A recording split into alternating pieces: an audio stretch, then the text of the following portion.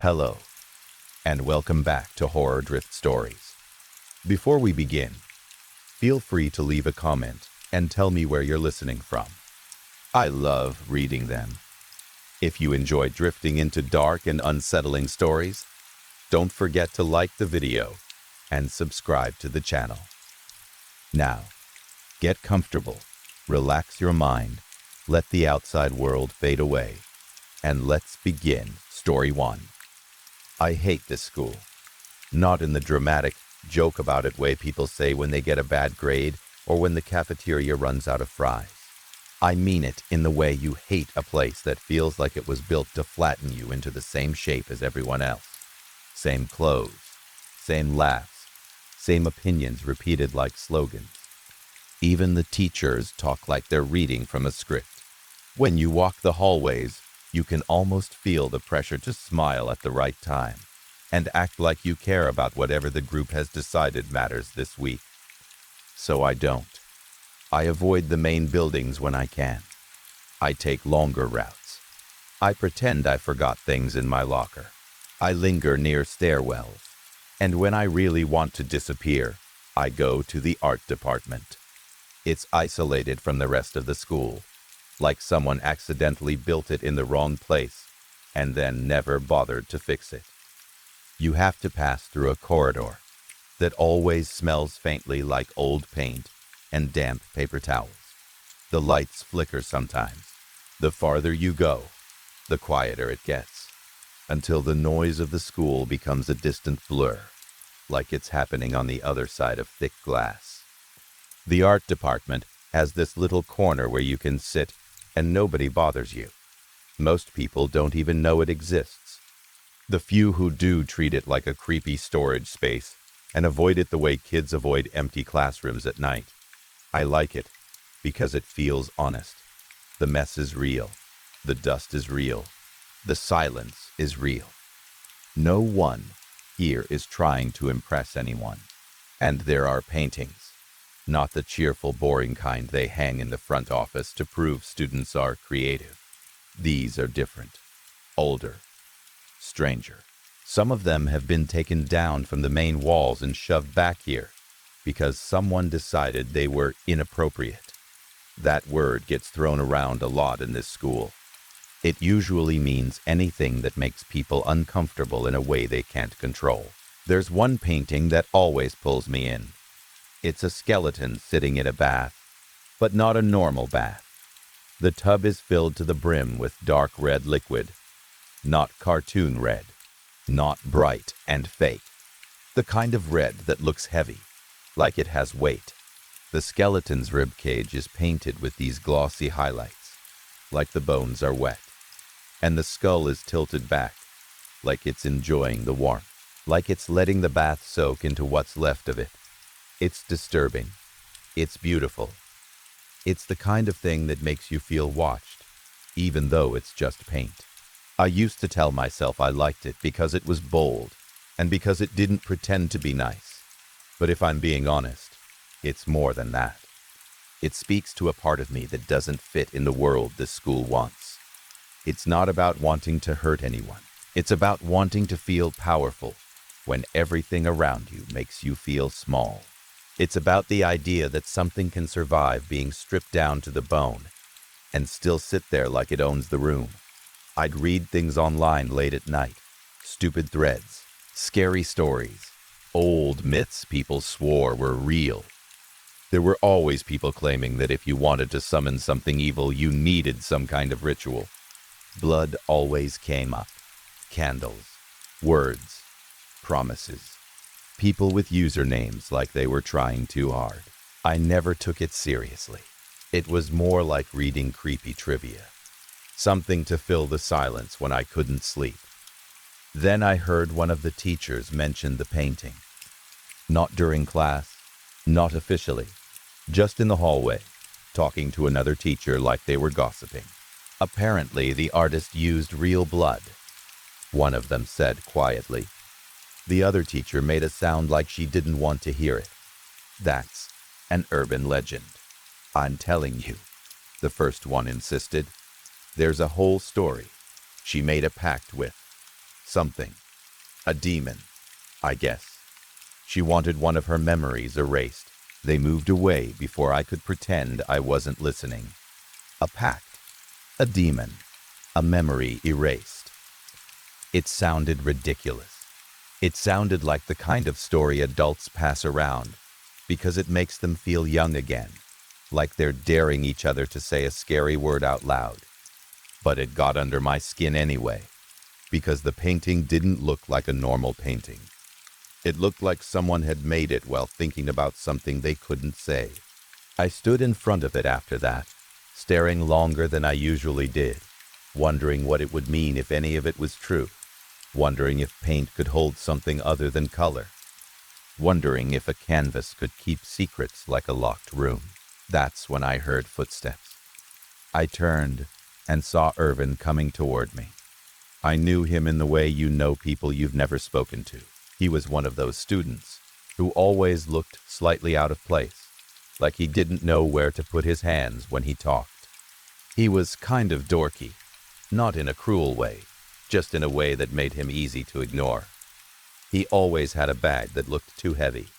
He always walked like he was thinking about something.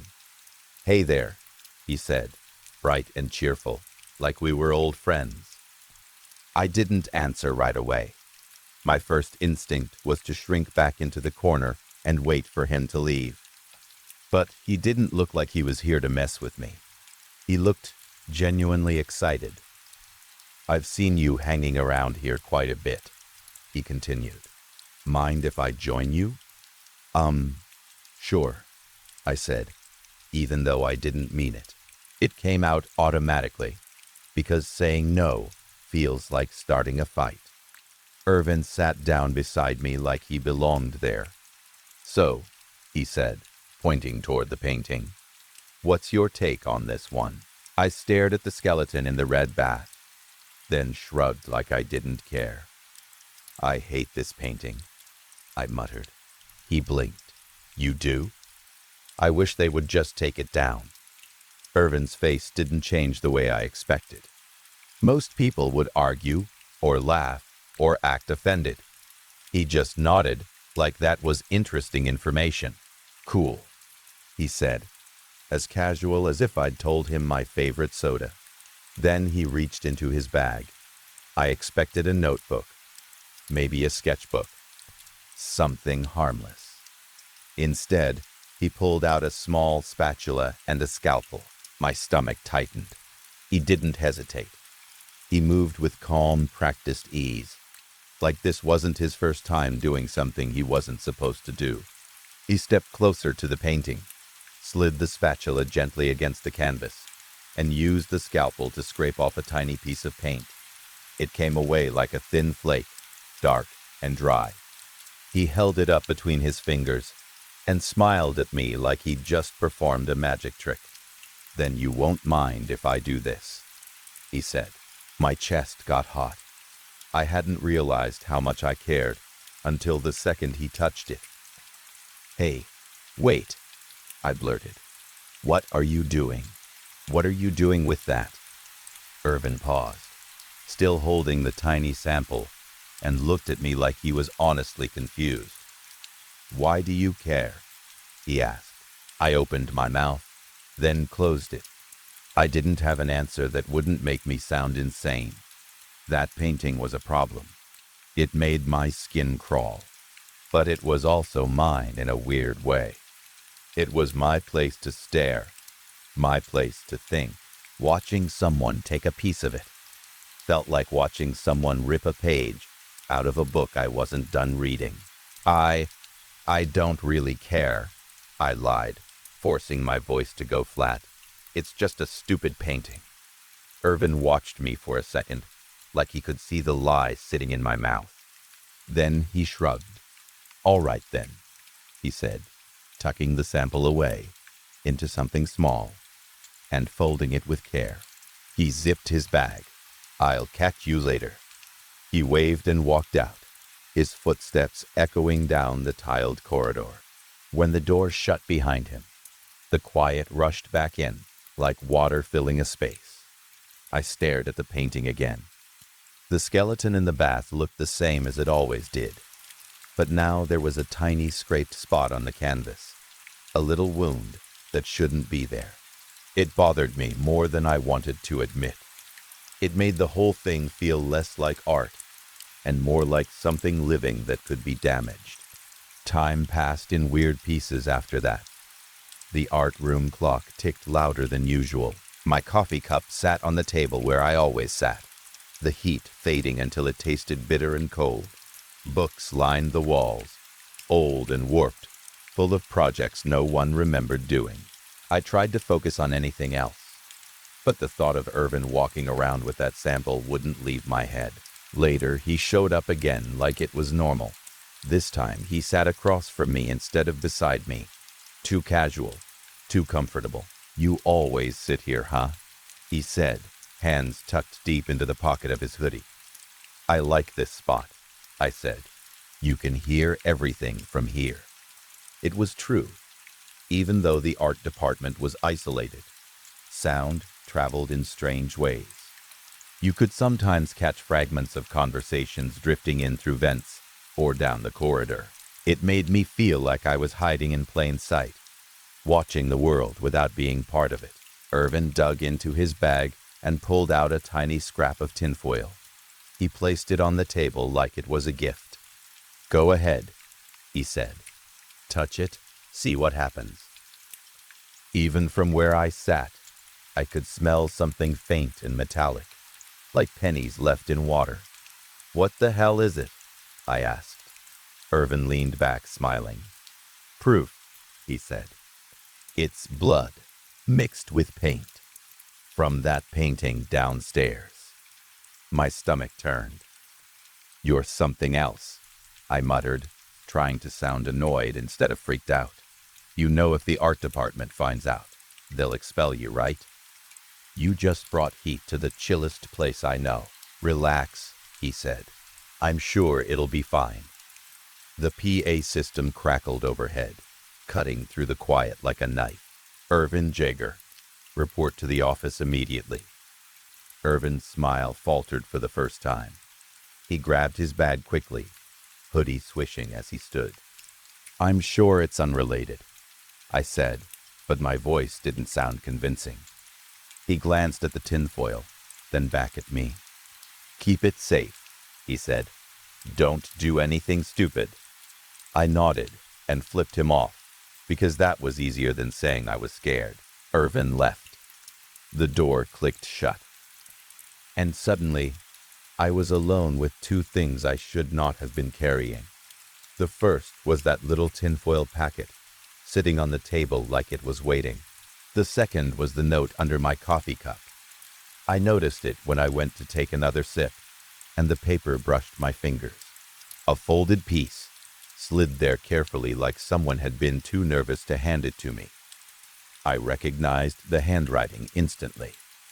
Clark, my lab partner, the kind of guy who pressed too hard with his pen, like the page owed him something.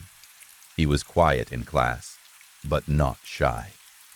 More like he was always holding back words he didn't trust to come out right. I slid the note out and skimmed it once. It wasn't cruel. It wasn't threatening. It was worse than either of those. It was honest in a way that could become dangerous in a school like this. Too much feeling, too much softness. The kind of thing that could spread fast if the wrong person got their hands on it. I folded it smaller than it needed to be and shoved it into my pocket. A chair scraped behind me. I didn't look. The bell rang not long after. Chairs moved. Voices returned. The hallway noise swelled like a tide. Everyone poured out of rooms and into the corridors like nothing ever happened. I stayed seated until the art room emptied out. When I finally stood, the tinfoil was still there. I wrapped it tighter, like that would make it less real, and slipped it into my bag. Then I went to the science wing. The biolab door was locked, but I had a spare key in my wallet. I wasn't supposed to. I'd forgotten to give it back last semester, and no one had noticed. Or no one had cared. The lights flickered when I turned them on. The room smelled like disinfectant and old rubber gloves. I washed my hands out of habit, even though I hadn't touched anything yet. It was one of those automatic things you do when you're trying to feel in control. The microscope was already set up, one of the newer ones with the tablet attachment. Overkill for a school lab, but the school loved shiny things they could brag about. I pulled the tinfoil packet out and peeled it back just enough to reveal the dark fleck inside. My hands hovered for a second. I didn't want to do it, and I did it anyway. I placed the tiny sample on a slide, added a drop of saline like we'd done 100 times with onion skin and pond water, then slid it under the microscope. The tablet screen blinked on. At first, it was just texture, pigment clumps, tiny cracks in dried paint. Then, I adjusted the focus. Cells, not the neat little round shapes you see in textbooks, but something biological, something that didn't belong to oil paint and canvas. My skin prickled. Lily? I jumped so hard, I almost knocked the slide off. My heart slammed against my ribs. Clark stood in the doorway, backpack slung over one shoulder. He looked tired, like he'd been working up the courage to come in here. "You're skipping club," he said. I didn't answer. I didn't minimize the screen either. I just stared at him like he'd walked in on something private, because he had. He stepped closer, squinting at the microscope screen. "I can't see it without my glasses," he said, trying to sound casual. "What are you looking at? Water bears again?" I slid the tablet a few inches away from him instead of closer. "Hey," I said, forcing my voice steady. "You wrote this?" I pulled the note halfway out of my pocket. His eyes flicked to it before I even finished the question. "Figured you didn't want it making the rounds," I added. He didn't smile. He crossed his arms, shoulders rising like he was bracing himself. "Are you serious?" he asked. "Yes," I said. He stared at me. Then his gaze shifted to my bag, to the microscope, to the screen I hadn't turned off. His expression tightened. "You shouldn't out yourself like that in this place," I muttered, tucking the note back into my pocket. "This school is gossipy." Clark blinked, then started talking too fast, words tumbling out like he couldn't stop them once they began. "I mean, it's not like anyone else cares," he said, and then he corrected himself mid-sentence, like he was panicking.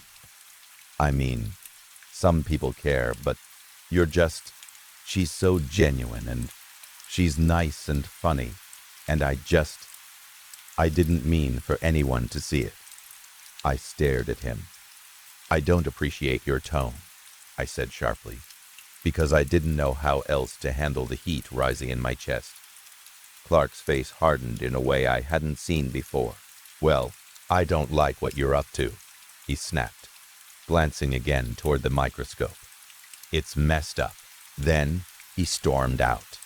The door swung shut behind him, with a louder click than it needed to. For a few seconds I stood there, shaking with anger, staring at the empty doorway. My breathing felt loud in the quiet lab. My hands were still cold, even though the room was warm. It made me furious. Not just what he said, but the way he said it. Like he had the right to judge me. Like he could walk in, look at something he didn't understand, and decide who I was. I could have let it go. I could have been decent. I could have chalked it up to nerves, to embarrassment, to him being scared. But decency depends on timing. And people who don't think ahead get hurt in places like this. I took out my phone and called him. It rang once, twice. He answered, breath still sharp, like he'd been walking fast. "Clark," I said, making my voice softer than I felt. "Where did you go? Can you please walk me home?" There was a pause on the line. I could picture him standing somewhere in the hallway, phone pressed to his ear, trying to decide what to do. If he couldn't recognize that I was trying to help him, then maybe he wasn't equipped to keep himself safe. Some people need decisions made for them. I stared at the microscope screen again, at the tiny shapes that didn't belong to paint, and I listened to the silence stretching on the other end of the call like something alive. Outside the lab, the school kept moving. Lockers slammed. Shoes squeaked on tile. Voices rose and fell. But in that room, with that sample in my bag, and that note in my pocket, it felt like I had stepped into a different kind of story, and I wasn't sure anymore who was writing it. Story 2. The elders always said, winter made the veil thinner. Cold, they claimed, made old things hungry. That was the kind of lore you grew up hearing when you lived near the reservation. Not shouted from rooftops or written on signs, but traded quietly at gas stations, slipped into conversations like jokes, passed between adults who pretended not to believe, while never breaking the rules themselves. Don't whistle at night. Don't answer if you hear your name called from outside. And never ever trust something just because it looks like something you love. The Mitchells knew those stories. Everyone did. But stories feel smaller when you're inside a warm house, the heater humming softly, the smell of clean laundry in the air, and your kids tucked into bed. Fear doesn't travel well through drywall and blankets. That night started like any other winter night. Snow pressed against the windows, piling up in soft drifts that glowed faintly under the porch light.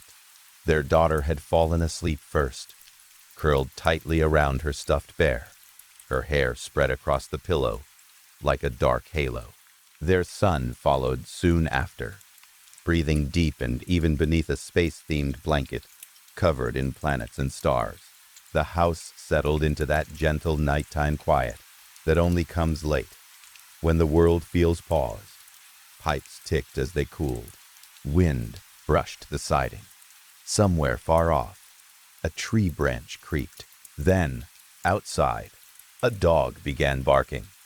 Not playful barking, not the sharp warning bark Bear used when a rabbit dared to cross the yard. This bark cracked, broke, staggered between breaths, like the sound itself was struggling to stay alive. Sarah stopped in the hallway, one hand still resting on the doorframe. "Do you hear that?" she asked. Mark nodded slowly. His jaw tightened without him realizing it. Probably coyotes again. They had heard them before. Everyone out here had. Shadows slipping between trees. Laughter that wasn't laughter. Sounds that made your skin prickle even when you told yourself it was just animals being animals. You learned to explain things quickly. You learned not to linger on thoughts that made sleep harder. Still, the barking didn't stop. It went on far too long, too frantic, too desperate. Then, suddenly, it cut off. The silence that replaced it felt heavier than the noise. Thick, pressed tight against the house like a held breath. Mark frowned, but he didn't say anything. Saying it out loud would make it real. Sarah kissed their son goodnight, smoothed the blanket over his shoulders, and turned off the light. Routine was armor. You didn't give fear room to stretch if you could help it. Mark clicked the lock on the back door and slid it open, calling softly, "Bear." Cold air rushed in, sharp and biting. Snowflakes swirled in under the porch light. "All right, buddy. Last call." Their dog trotted past him into the snow, black fur swallowing the light as soon as he stepped off the porch. A big shepherd mix, loyal to a fault. Bear loved the cold, loved bounding across the yard like it belonged to him alone, like winter was something made just for him. Mark closed the door and pulled the drapes halfway, leaning against the wall as he scrolled through his phone. This was their ritual. Bear would do a quick lap, sniff along the fence, maybe check the trampoline like he always did, then come padding back. Mark would see the dark blur through the glass and let him in, always the same. Outside, the wind whispered through bare branches. Minutes passed. Mark glanced up. Movement. A smear of black fur slid past the edge of the drapes. "There you are," he muttered. But something felt wrong. Not wrong enough to name. Just a tug in his gut, like missing a step in the dark. He pulled the curtain aside a little more. Bear wasn't coming toward the door. He was walking toward the trampoline.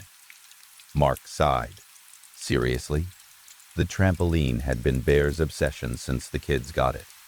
He'd circle it, nose pressed to the netting, like he expected it to do something interesting at any moment. Mark waited, gave him time. Then he opened the curtain fully.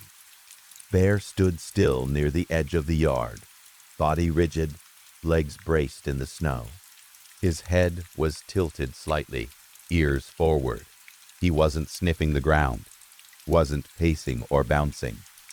He was staring, not at the woods, at the house, at the dark window beside the sliding door, at the reflection staring back at him. Mark tapped on the glass. "Hey, come on." Bear didn't move. Tap, tap. The dog's ears flicked. Slowly, deliberately, he turned his head and looked straight at Mark through the glass. The look made Mark's stomach drop. There was no wag of the tail, no recognition, no excitement at seeing his person, just a flat, measuring stare. Curious. Empty. "Bear?" Mark whispered. He knocked harder. The dog finally moved, padding toward the door with stiff, careful steps, like he was thinking about each movement before making it. Relief loosened Mark's chest for just a second. Then something else moved. From the side of the house, another shape stepped into the porch light. Black fur. Same size. Same gait. Same familiar outline Mark could recognize in his sleep. The second dog walked forward. Mark's breath caught in his throat. The two dogs stopped inches apart in the snow. They sniffed each other, not aggressively, not confused. Like this was expected, like this was normal. Mark's hands began to shake as he slid the lock shut with a sharp click. Sarah appeared behind him. "What's wrong?" He couldn't answer. Outside, the two identical dogs turned toward the door. Both sat. Both tilted their heads at the exact same angle. Perfect mirrors. "Oh my God," Sarah whispered. They knew. Everyone near the reservation knew. These things didn't rush. They didn't attack right away. They watched. They learned. They copied. They waited until you invited them in. The dogs' heads snapped toward each other at the same time. A low growl rolled through the yard. Then everything exploded. Fur and teeth collided, snarls ripping into the night. Bodies slammed into the trampoline, into the fence, into the snow. One dog yelped, high and panicked, then lunged back with savage force. Sarah screamed. Mark slammed his fist against the glass. Useless, helpless. They watched their dog fight itself. They didn't know which one to root for. Snow turned dark beneath them. One dog went down hard, collapsing into the drift, throat torn open. The other stood over it, chest heaving, eyes burning with something that didn't belong in an animal. The survivor turned and limped toward the house, toward them. "Mark," Sarah sobbed. "What do we do?" They looked at the dog's wounds. Deep scratches along the side, a bite to the shoulder, injuries that looked defensive, protective. He fought. Mark said hoarsely, "Our dog would fight." The thing outside whimpered softly, just like Bear always did when he was hurt. Against every warning, every story, every instinct screaming inside them, they unlocked the door. They carried the bleeding dog inside, laid him gently on the kitchen table. He didn't resist, didn't growl, didn't bare his teeth. He just watched them. Watched too closely. "Get the first aid kit," Mark said. "Bathroom. Hurry." When she came back, the kit slipped from her hands and hit the floor. Mark was pressed against the wall. Hands were wrapped around his throat, not paws. Hands bent the wrong way. Fingers too long. Joints bending where they shouldn't. The thing wearing Bear's face smiled, and the house went quiet again. Cold made old things hungry, and they had let it inside. Story 3. People look at me like I'm making it up when I bring it up, like I'm confusing some old headline with something else, like I watched a documentary, fell asleep halfway through it, and stitched the rest together in my dreams. They always do the same thing. I say, the riots in '95, and they immediately jump to Los Angeles. They talk about footage they've seen. Fires, helicopters, crowds. They act like that's the only version of chaos that ever happened in the '90s. But that isn't what I remember. I remember sirens screaming all night, like the state itself was begging to be put down. I remember men in gas masks knocking on every door, telling people to get out. I remember shortages, fear, paranoia that turned neighbors into strangers overnight. I remember convoys, evacuation orders, whole towns emptied, then whole cities, then stretches of highway that led to nowhere because the checkpoints turned you around. I remember it felt like almost the entire state got swallowed. And what sticks in my head the most is how quickly everyone forgot. Like forgetting was the only way they could survive it. Me, I didn't forget. It follows me around at night like a second shadow. It shows up when the room is quiet and my brain has nothing else to chew on. It shows up when I hear a siren in the distance, or when I smell diesel, or when I hear an old song that should feel comforting but suddenly doesn't. Back then, when the evacuation wave hit, most people ran. Some couldn't. Some didn't have cars. Some had sick family. Some had nowhere to go. Some were too stubborn. Some were too broke. Some just refused to believe what they were seeing. I was one of the few who stayed. Not because I was brave. Not because I thought I could handle it better than anyone else. I stayed because I ended up with a job, and once you get that kind of job, it doesn't really let you go. They called us collectors. That wasn't what we called ourselves at first. It was just what people started calling anyone desperate enough or crazy enough to go back into the quarantine zone and bring things out. Samples, photos, notes, anything useful, anything the people in clean rooms and bright offices wanted, but didn't want to risk getting themselves. The names changed, depending on who was talking. Collectors, vultures, scavengers, contractors, sometimes worse. It depended on how scared the person was and how much they needed you. Some collectors were veterans who couldn't adjust to normal life. Some were ex-cops who had seen too much and didn't know how to stop running toward danger. Some were people given a choice between prison and service. Some were just broke and hungry and saw a paycheck where other people saw a death sentence. Me? I had my own reasons. The system didn't care what your reasons were. You signed the paper. You got assigned a handler. You got a pager and a radio frequency. And you got sent in when they wanted something done. Sometimes it was one of those jobs where you worked alone because they didn't want to waste extra bodies.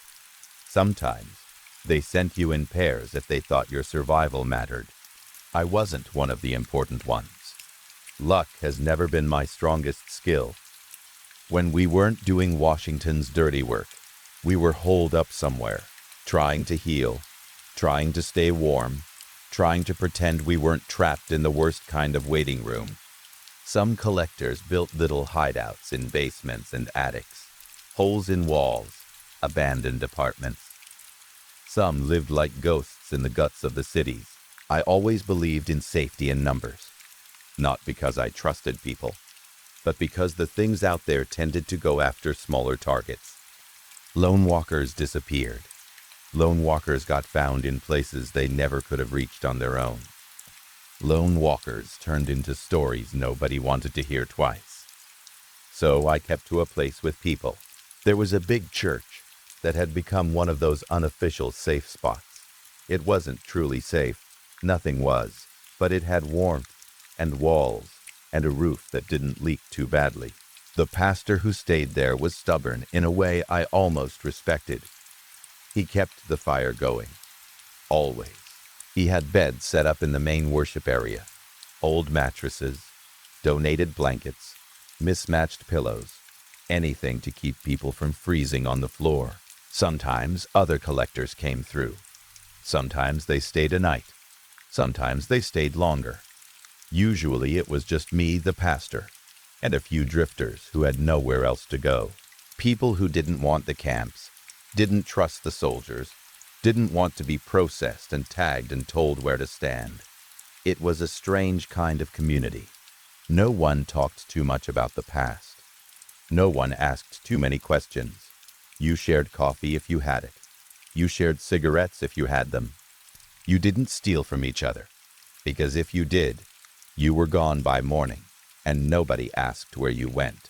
That day started like most days did in that frozen hell. I was sitting by the fireplace on a worn cushion, holding a cup of instant coffee in both hands, like it was a gift from God. It tasted like burnt charcoal and old fuel. No sugar, no milk, nothing to soften it. But it was warm, and in that place warmth mattered more than taste. Across the room, a few people were huddled in blankets, cigarettes glowing at their lips. Their faces were chapped, eyes tired, hands shaking slightly from cold and nerves. Someone coughed into their sleeve and tried to hide it like weakness.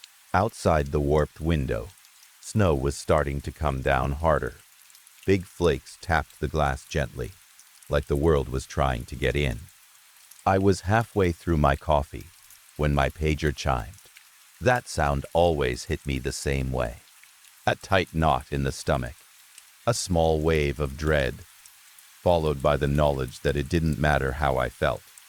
I dug it out of my pocket and squinted at the tiny screen. A frequency, a simple instruction.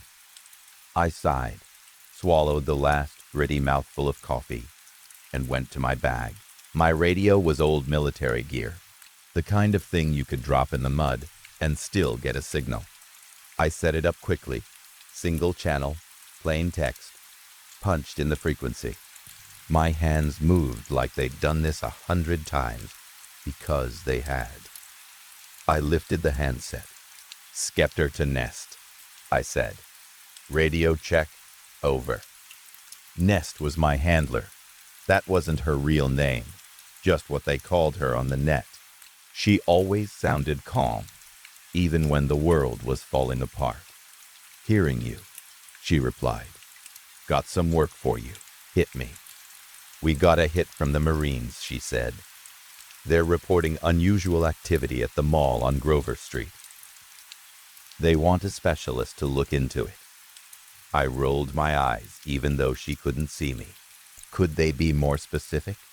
There was a pause, like she was reading notes, or like she was deciding how much to tell me without making me refuse. Some of the grunts said they heard music coming from inside the old mall, she said. They don't know how it's possible. I stared at the radio like it had insulted me. Yeah, I said. Me neither. I'll start walking. No need, she replied. There's a convoy nearby. You can hitch a ride. How did you manage that? I heard a soft chuckle on the other end. I have my ways. Get geared up. They'll pick you up soon. I hear you. Scepter out. I hung the handset and started pulling my gear together. It wasn't impressive gear. Half of it was old surplus stuff, dated and patched. The rest was scavenged from camping stores that hadn't been totally looted in the early days. Nothing matched. Nothing was new. Everything had scratches, stains, and the smell of being used too many times. I put on my mop suit, the chemical protective outfit that made you sweat even when it was freezing. I clipped my gas mask bag to my hip. I grabbed my pack and my weapon case, then headed outside as diesel engines rumbled closer through the snow. A convoy rolled into view. Humvees and 5-ton trucks. Battered and dirty, a snowplow on the lead vehicle pushing through drifts like it was clearing a path through a graveyard. They stopped in the street, exhaust curling into the air. A Marine in full protective gear waved me over from a canvas-covered truck. I walked up, and he leaned out the driver's window, looking me over through fogged lenses. "You the collector?" he asked, voice muffled by his mask. I nodded. He thumbed behind him. "Hop in. We'll drop you off on the way." I didn't waste time. I threw my things into the back of the truck and climbed in. Inside was shadowy and cold. Metal benches ran along the sides. Several Marines were already seated, hunched over under the weight of their packs, rifles slung across their chests. Some wore their masks, some didn't, cigarettes glowing even as their fingers shook. The air smelled like diesel and smoke and damp fabric. A few of them nodded at me, not friendly, not hostile, just acknowledging another breathing thing sharing the same space. The truck hissed and lurched forward. For a while, nobody spoke. Just the rumble of the engine, the clank of gear shifting, the squeak of suspension as the convoy bumped over roads that hadn't been maintained in over a year. I watched through the back flap as we passed wrecked cars half buried in snow and the remains of old checkpoints. Burned tires, broken barriers, signs that had been shot full of holes, bodies here and there, frozen in place like the cold had turned them into statues. Then, a younger Marine finally broke the silence.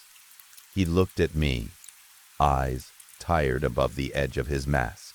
"I gotta ask," he said. "Why do you collectors do this? Ain't most of you civilians?" I shrugged. "Most of us are. We all got reasons, same as you. But we're forced to be here," he said. "You can just leave, right?" I scoffed quietly. "You're new around here. We can't leave, even if we want to." That answer took the curiosity out of him. His shoulders slumped, and he stared down at his hands, like he suddenly didn't like what the world was. The convoy slowed and stopped before entering a parking lot. Even under snow, the place looked wrong. Cars sat abandoned, windows smashed, tires slashed or missing, scorched piles of rubber.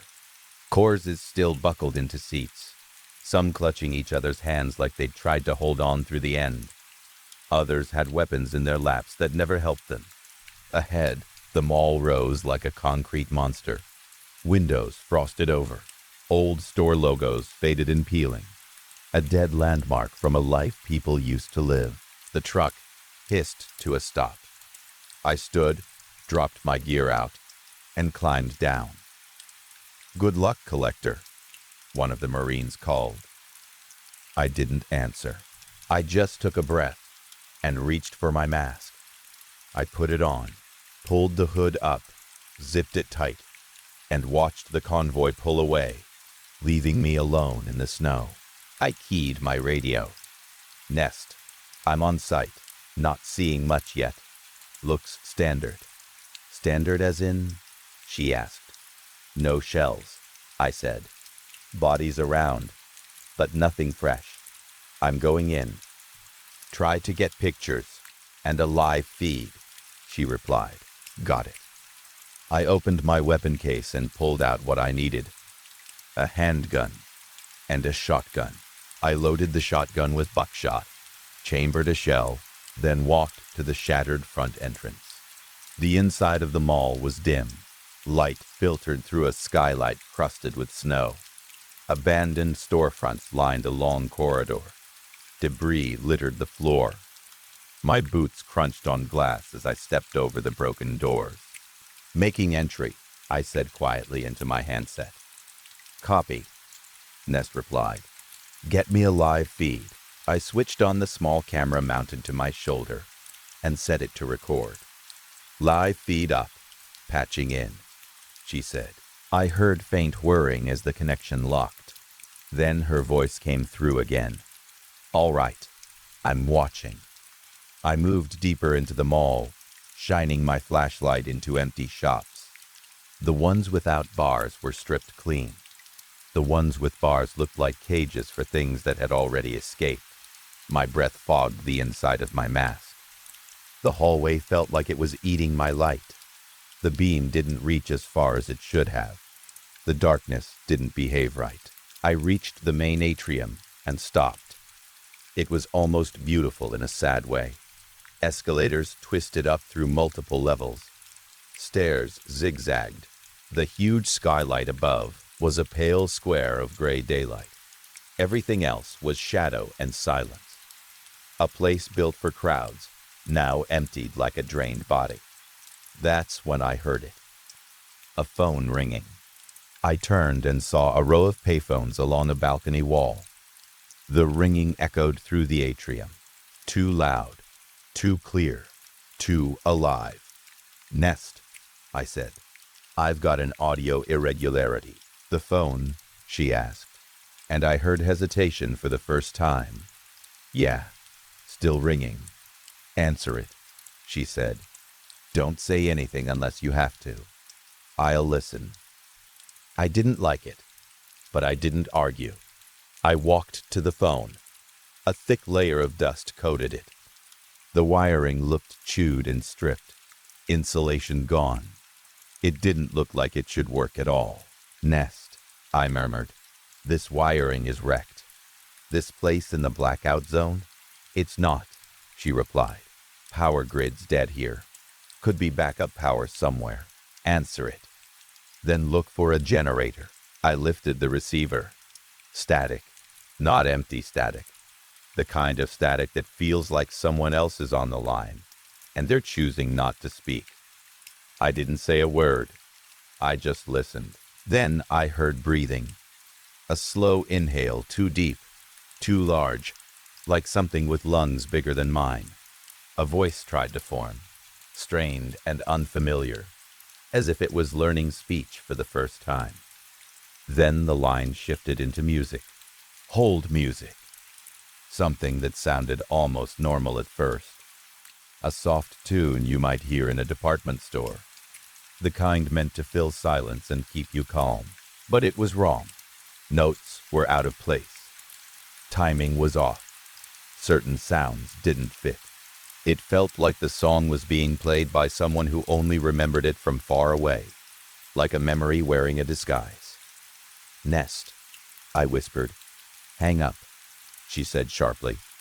I set the receiver back down. The ringing stopped. The atrium went quiet again. I stood there for a moment, trying to find words, trying to decide how to explain what my gut was screaming without sounding insane. Then I started walking again, this time with my hand resting near my holster. Got a floor plan? I asked. Stand by, she replied. While she searched, I took pictures with a disposable camera, snapping shots of the payphones, the atrium, the escalators. Proof, evidence, the kind of things they always wanted. Nest came back on. There's maintenance access through a storefront, she said.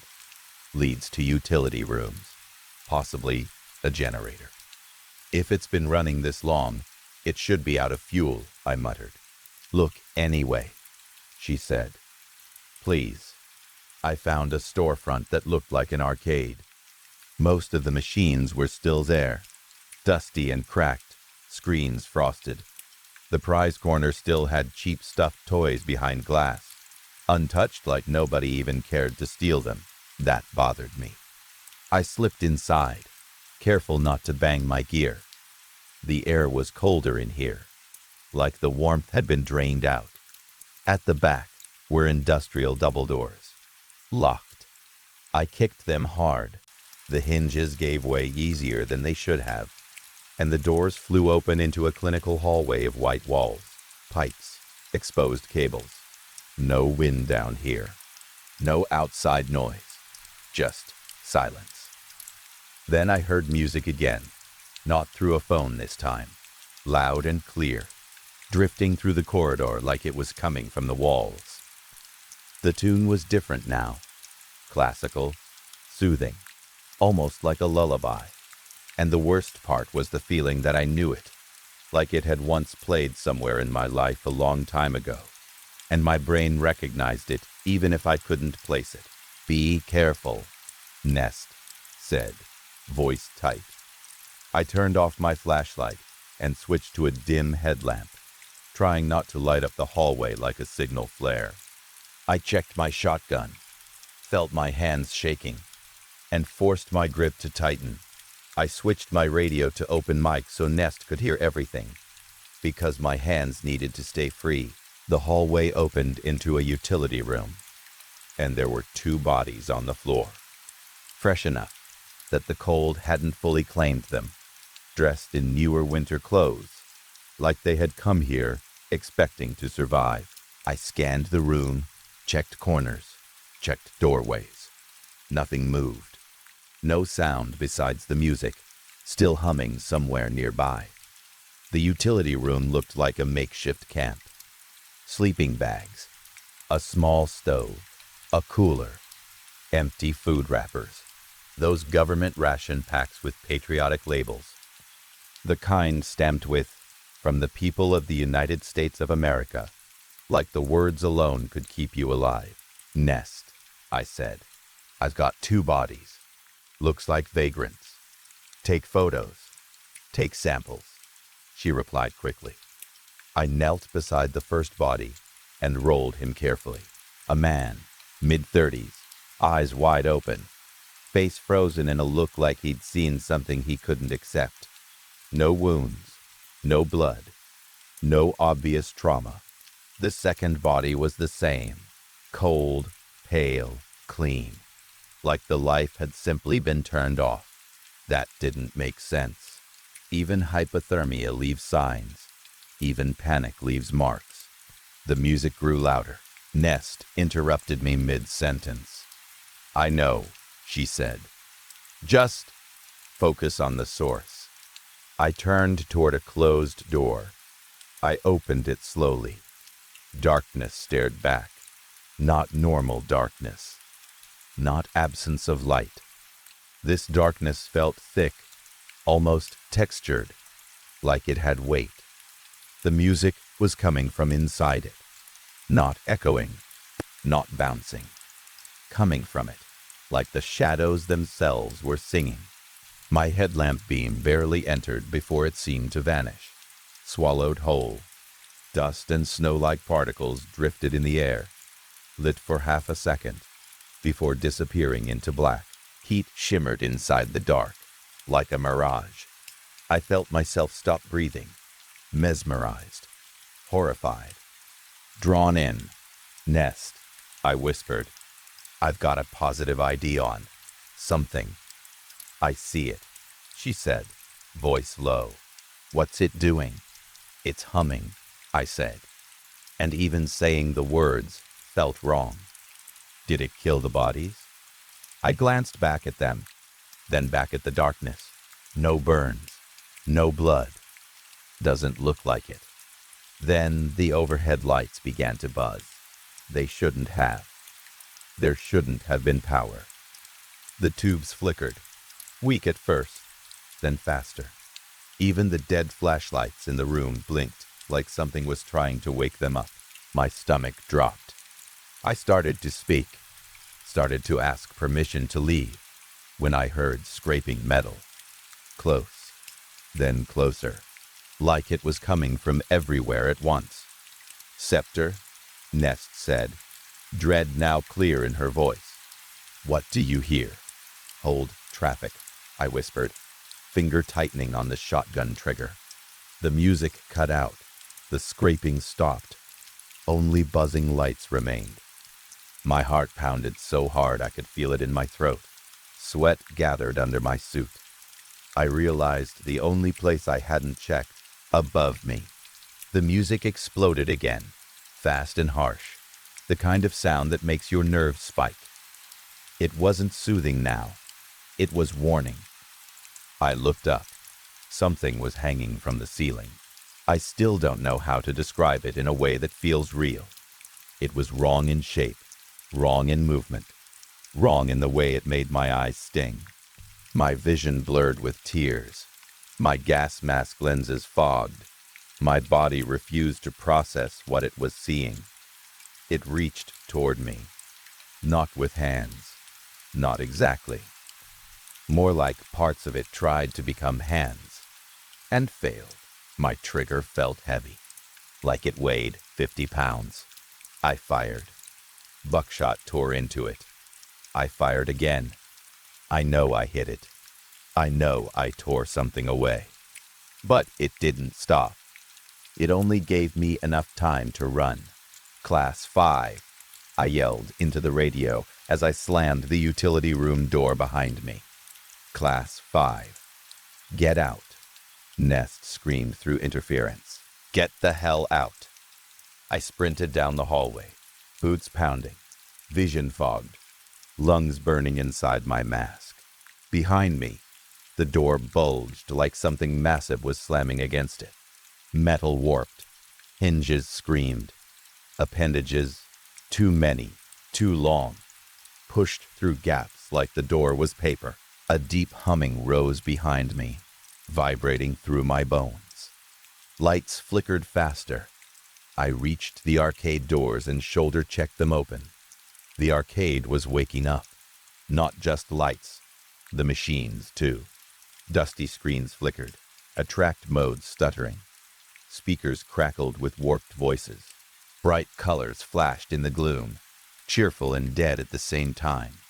A racing cabinet screamed out a broken, distorted shout, way too loud in that hollow space. It echoed like a joke told at a funeral. Then the door behind me creaked open, the one I knew I had locked. Something moved without making proper sound. The floor itself creaked from the weight of it. The air changed, like pressure dropping before a storm. I dropped low behind the cabinets, trying not to breathe too loud. My gear felt like anchors. My hands shook. I knew I couldn't outrun it in that room, not in that suit. So I reached for one thing I'd been saving for a day like this, an incendiary grenade. It took forever to unhook it quietly. I eased the pins out, fought my shaking hands, and peeked through a gap between machines. It was there. Massive. Too tall. Too wide. Too many eyes. It wasn't smiling. It just didn't have lips. Its mouth was a spiral of wrongness. When I pulled the pin, it went still, as if it had heard the sound of my decision. I threw the grenade. It landed near it and hissed, coughing sparks. Carpet caught fire. Smoke rose fast. I expected screaming. Most things out there hated fire. Most things reacted. This thing didn't. It stayed silent. I ran. I threw myself through the barred opening, slammed the gate behind me, locked it. My breath came ragged, my legs weak. Smoke filled the arcade behind the bars, swallowing flashing lights. Then an orange glow pushed through the smoke. It stepped forward, on fire. And the flames didn't seem to bother it. Its surface charred, but it kept moving like heat was just another kind of weather. It leaned close to the bars, staring at me. Its mouth moved like it was trying to speak, and thoughts that weren't mine pressed into my skull. A single word, repeating, echoing, digging deeper with every beat of my heart. Reanimator. My radio squawked, cutting through the pressure in my head. Nest's voice came through, calm in a way that terrified me more than panic. Run. That snapped me loose. I bolted down the hallway, and burst back into the atrium and stopped dead. The mall was alive, not repaired like someone had cleaned it up. Alive like time had rewound. Lights were on. Air was warm. Storefronts were stocked. Food court seating was full. People walked everywhere, dressed like it was a normal day in the mid-90s. Band shirts, jeans, bright sneakers, summer clothes that made no sense in the snow. But their faces were blurred, like someone had smeared them with a thumb on a photograph. They didn't look at me. Some walked straight through me like I wasn't real. I grabbed my radio. "Nest, can you hear me?" Only static answered. I was alone in a mall full of ghosts. For a second, a part of me wanted to stay. The warmth felt like a memory. The normal sounds felt like something my body missed. I thought about my old life, about coming home, about her smile. Lorraine. The name hit my chest like a bruise. Then a payphone rang again. I moved toward it, drawn by the sound. A warm hand grabbed my shoulder. I spun, shotgun up. A young woman stood there, mid-20s, face in sharp focus unlike the others. Jet black hair with long bangs, pale eyes that looked almost luminous. "You shouldn't answer that," she said quietly. I jerked away, still aiming. "Why not?" "You don't want to know what it will tell you." "It," I repeated. "The reanimator," she said, like the word was a title. My throat went dry. "Who are you?" She crossed her arms and tilted her head. "You wouldn't believe me if I told you." I opened my mouth to ask more, but she cut me off. "No more questions. You need to leave." "How?" I asked. Because she knew my name, and that alone made me feel exposed. "The same way you came in," she said. "You don't have much time. It's coming." Then she said the thing that made my blood turn cold. "You want to see Lorraine again, don't you?" My eyes widened. My voice barely worked. "Yes." "Then go," she said, flicking her hand like shooing me away. She winked, and as she stepped back, she faded, like she was never there at all. The humming returned, close now, pressing into the air like a weight. I ran. I ran harder than I thought my body could manage, sprinting toward the entrance doors that now looked pristine. Sliding glass doors, clean and bright, like the mall had never died. Outside, the real world waited. Snow, wrecks, frozen bodies, gray sky. I slammed through the doors and kept running into knee-deep snow, not caring about my gear, not caring about anything except distance. My radio squawked. "Skeptor!" Nest shouted. "Skeptor, come in." "I'm here." I gasped. I heard her exhale on the other end like she'd been holding her breath for too long. "Thank God. Your feed cut. I couldn't reach you. I'm okay," I panted. "I'm sorry." "No," she snapped, and her voice shook just a little. "Shut up. Just get back safe." I turned to look at the mall. It was ruined again. Dead again. Cracked and broken and cold. The neon sign flickered weakly. Grover Mall. And in the doorway, I saw it, coiled, watching. Endless eyes fixed on me. I raised my shotgun, backing away slowly. It didn't chase. It just observed for a long moment, then slid back into the darkness of the mall like it belonged there. Nest's voice came through again. "Your money will be in a dead drop. Pick up in 10 minutes. Nest out." I stood there in the snow, shaking, listening to the wind and my own breathing. And I knew one thing for sure. I avoided that place after that. I avoided Blackout Zone 5. But I can't lie and say I quit being a collector. I went back to the church. I smoked a couple cigarettes by the pastor's fire, stared into the embers. and tried not to think about payphones ringing in places with no power, or songs that sounded like someone else's memory, or the way that word kept echoing inside my skull like a brand. Reanimator. Then, when morning came, I geared up again, and I went out to do it all over the next day. Story 4. You've felt off for a few days now. Not the kind of off that comes with a cold or a rough night of sleep. Not the kind you can fix with extra water and a nap. You keep trying to convince yourself it's a minor bug, a passing thing, a hiccup in your system that will correct itself if you just keep moving. You want it to be a virus.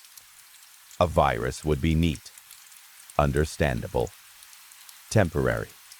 A virus would not feel like rot working its way into your bones. When you wake up, your mouth is dry and your throat burns like you slept with your face pressed to a heater vent. You lie there for a moment, staring at the ceiling, and a quiet worry starts to form in your stomach. It's not panic yet. It's smaller than that. A pit. A seed. Something has changed. You can't explain it, which makes it worse. It's as if your body shifted in the night, like the parts of you that are supposed to line up have been nudged, just slightly, out of place. Your muscles feel unfamiliar, like you're wearing someone else's posture. The change isn't obvious. It's not dramatic. It's the kind of wrong you could blame on sleeping weird, on stress, on sitting too long, on anything that lets you avoid the thought that something is happening inside you. So, you get up, you go through your routine, you brush your teeth, you pull on clothes, you move through the morning like you always do, pretending this strange sensation is nothing. You head out the door on time. You tell yourself you're fine, but all day, the unease follows you like a shadow. It sits in the back of your mind, patient, waiting for you to notice it again. By mid-morning, you're aching at your desk. Not the normal soreness you can stretch out. This is different. This is pressure, an uncomfortable weight that seems to come from the inside. Just holding yourself upright feels like work. Your chair feels wrong, too hard, too flat, too cheap to support a body that suddenly needs support. Your desk feels cramped and suffocating. Everything feels too close. The walls feel like they're leaning in. You try to focus on your screen, on emails, on tasks, on the little harmless problems people bring you like they matter. But all you can think about is your back. All you can think about is how badly you want to lie down. A headache builds behind your eyes. Dull at first, then pounding. You shift. You try to roll your shoulders. You sit straighter. You sit slouched. You adjust your feet. You adjust your spine like you're trying to negotiate with it. Nothing helps. Every hour crawls. Time becomes sticky and slow. You watch the clock, and it feels like it's mocking you. When your shift finally ends, relief rushes through you so hard, it almost makes you dizzy. You gather your things with stiff hands, walking carefully like sudden movement might trigger something worse. By the time you get home, you feel like you've lived through an entire week. Your entire body aches. Head to toes. Everything is tired. Everything is heavy. Everything feels bruised from the inside. You collapse onto your couch the moment you step through the door, sinking into pillows and blankets that feel like they're begging you to stay there forever. It feels like you've been carrying a weight all day, something strapped to your spine that nobody else can see. You don't even have the energy to turn on a movie. Games feel impossible. Texting feels like too much effort. You stare at the ceiling, trying to gather enough motivation to stand up and get water, but you don't. Eventually, sleep pulls you under, slow and reluctant, because your body is exhausted but still throbbing.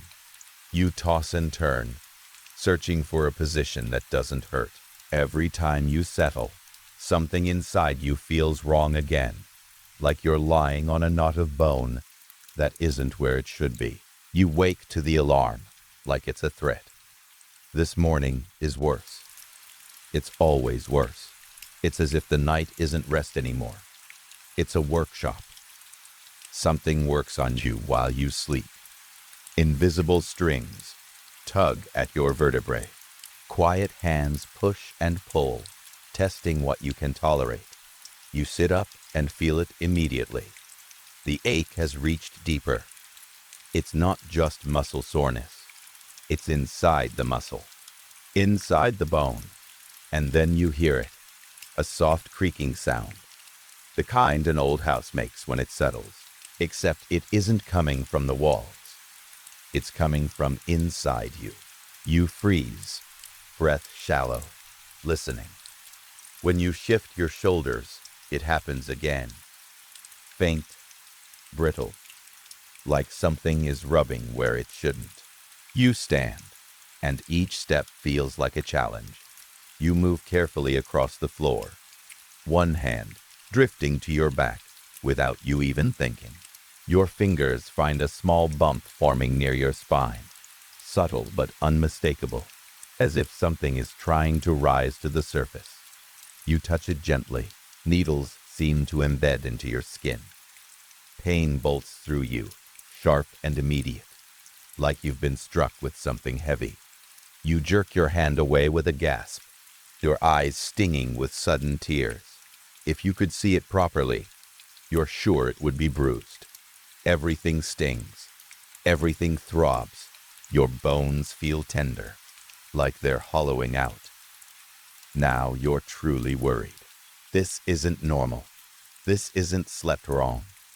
A slow panic creeps into your chest as your brain scrambles for explanations. Infection, injury, something you ate, something you caught. Anything that makes sense. Anything that doesn't lead to the thought you're trying to avoid. You call your doctor. You punch the number in with shaking fingers, voice tight as you schedule an appointment later in the week. You want it sooner. You need it sooner. But you don't say that. You don't want to sound dramatic. You don't want to be the kind of person they roll their eyes about after they hang up. You tell yourself it isn't urgent enough for the emergency room.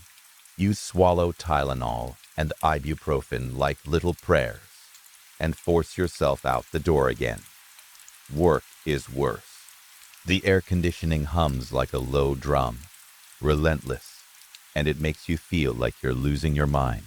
The chatter from coworkers starts to feel pointed. Paranoid thoughts bloom without permission. They're watching you. They can tell something is wrong. They're talking about how sick you look, how stiff you move, how you wince when you stand. You try to act normal, but even sitting feels like torture now. You can feel stiff tissue clinging to bone, like your muscles have been glued in place. You barely make it through the day. When you get home, you sob the moment your head hits the pillow. It doesn't feel fair. What did you do to deserve this?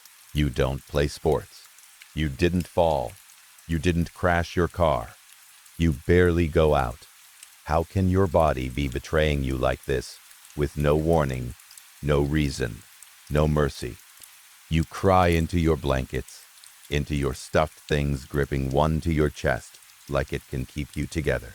You fall asleep restless again, cheeks sticky with tears. And while you sleep, something shifts.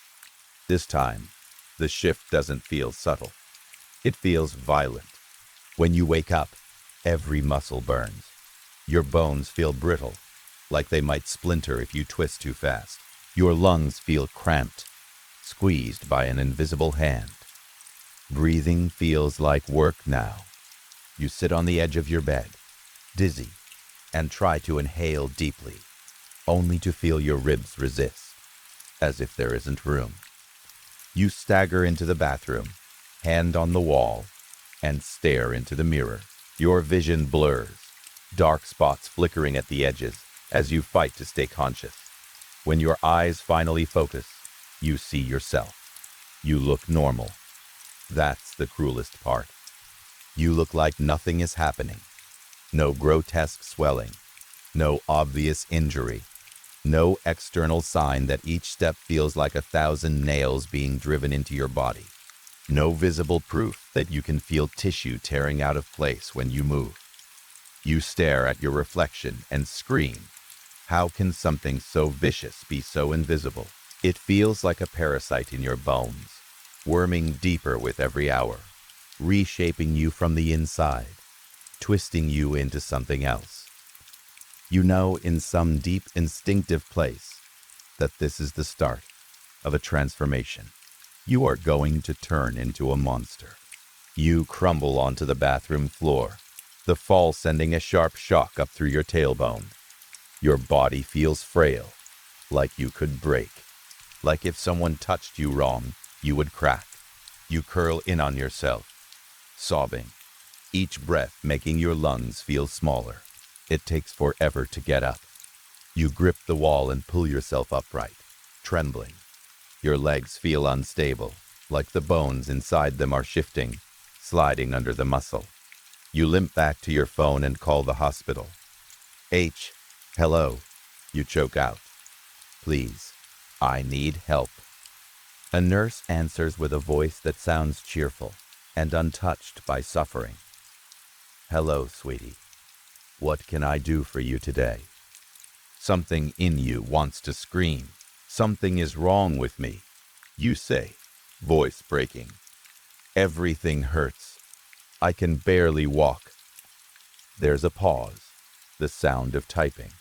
Then her tone stays casual, almost bored. Oh, honey, I see you already have an appointment scheduled, she says. I think you can hold out until then. Our doctors are very busy. Your chest tightens, panic snapping into something hotter. You don't understand. You shout. I can barely breathe. I can barely move. I need help. Oh, she says like she just solved it, like she's proud of herself. Feeling sore and emotional can be normal when you're on your period. Your mouth falls open. The anger that floods you is so sharp it almost clears the pain for a second. You can't believe it. You can't believe someone can stand on the other side of the line, safe and distant, and reduce you to something small and silly. Fuck you, you say, not even trying to hide the hate in your voice. There's a coldness now. A snap. Miss, she says, you're being hysterical. The silence afterward is worse than any insult.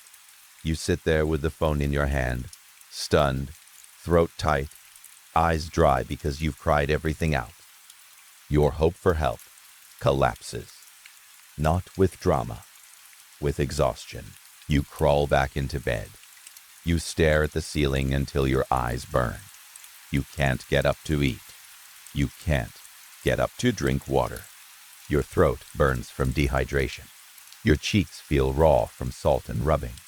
Your body feels like it's shutting down around you, closing doors one by one.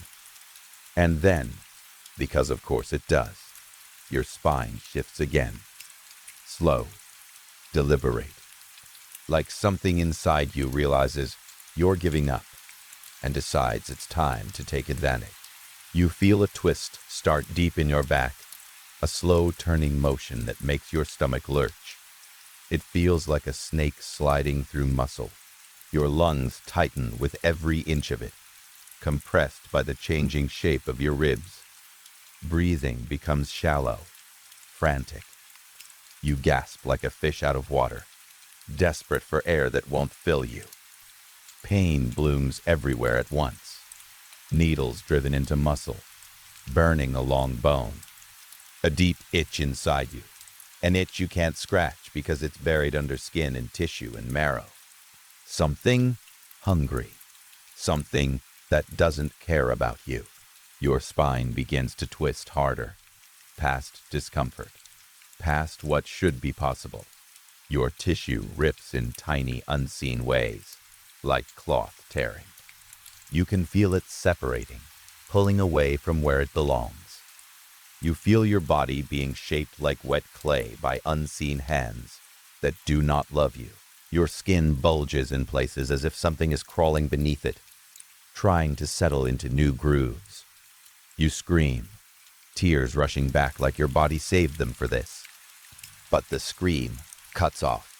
Your breath stops. You try to inhale, and there's nothing. Your lungs won't expand. Your ribs won't allow it. You claw for your phone with shaking fingers, trying to dial 911, trying to press buttons through blurred vision. Your hands don't cooperate. Your brain feels far away.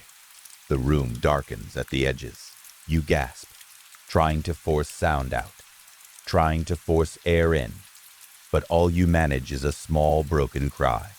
Your vision goes black, and in the last moment before everything fades, one thought burns clearer than the pain. How many people ignored you while you got worse? How many people looked away? It took a lot of people turning their heads for something like this to flourish. For the first time in your life, the curve was exactly the way it wanted to be. Then, a sharp cut. Your eyes snap open. Bright fluorescent light stabs into your skull. The smell of metal hits your nose so hard it makes you gag. The air feels clinical, cold, too clean. Your body is heavy, pinned by something you can't see. Another sharp cut.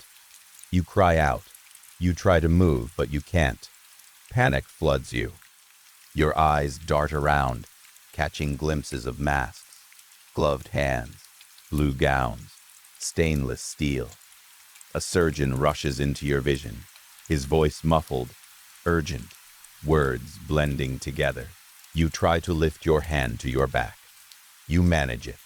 Your fingers press into something soft. Too soft.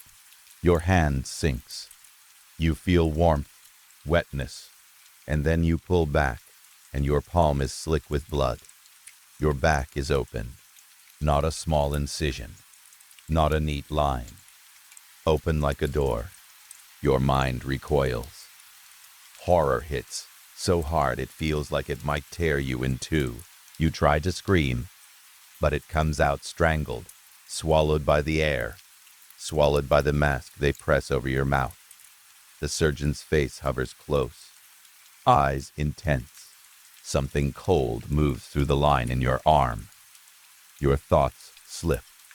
The room drifts away, and you sink back down into that heavy, ignorant darkness because it's the only mercy left, because waking up inside your own body has become the scariest thing you've ever experienced. Story 5. I didn't understand at the time that I was already paying attention.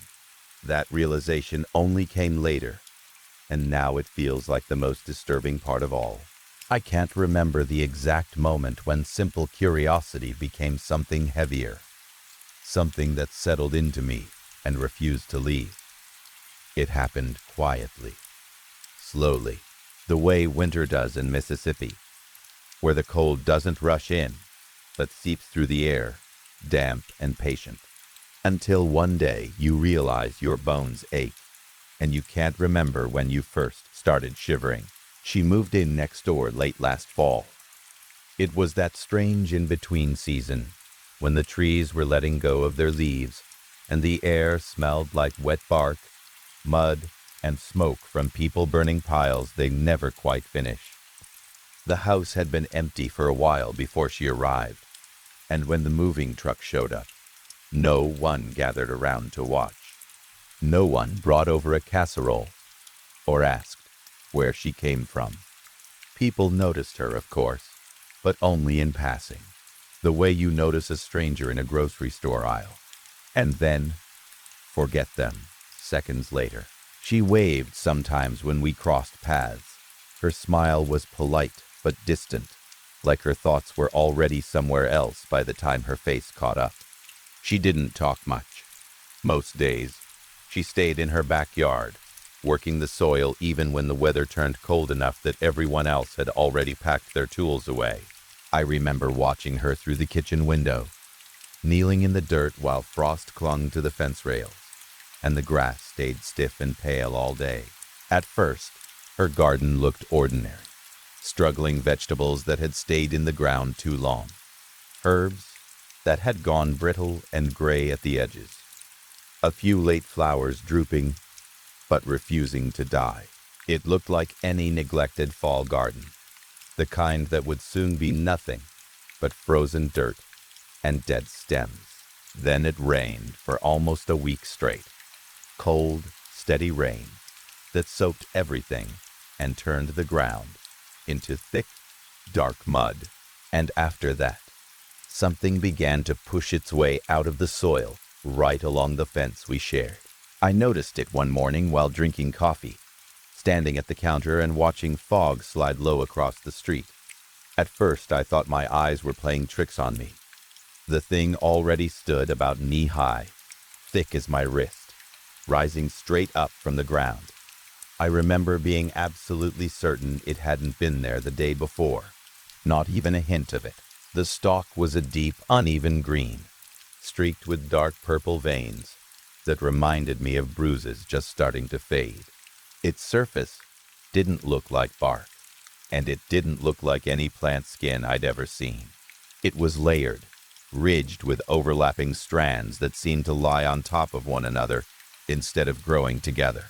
When the wind moved, those ridges shifted slightly, flexing in a way that made my eyes linger longer than they should have. I told myself it was just rainwater moving along grooves in the surface.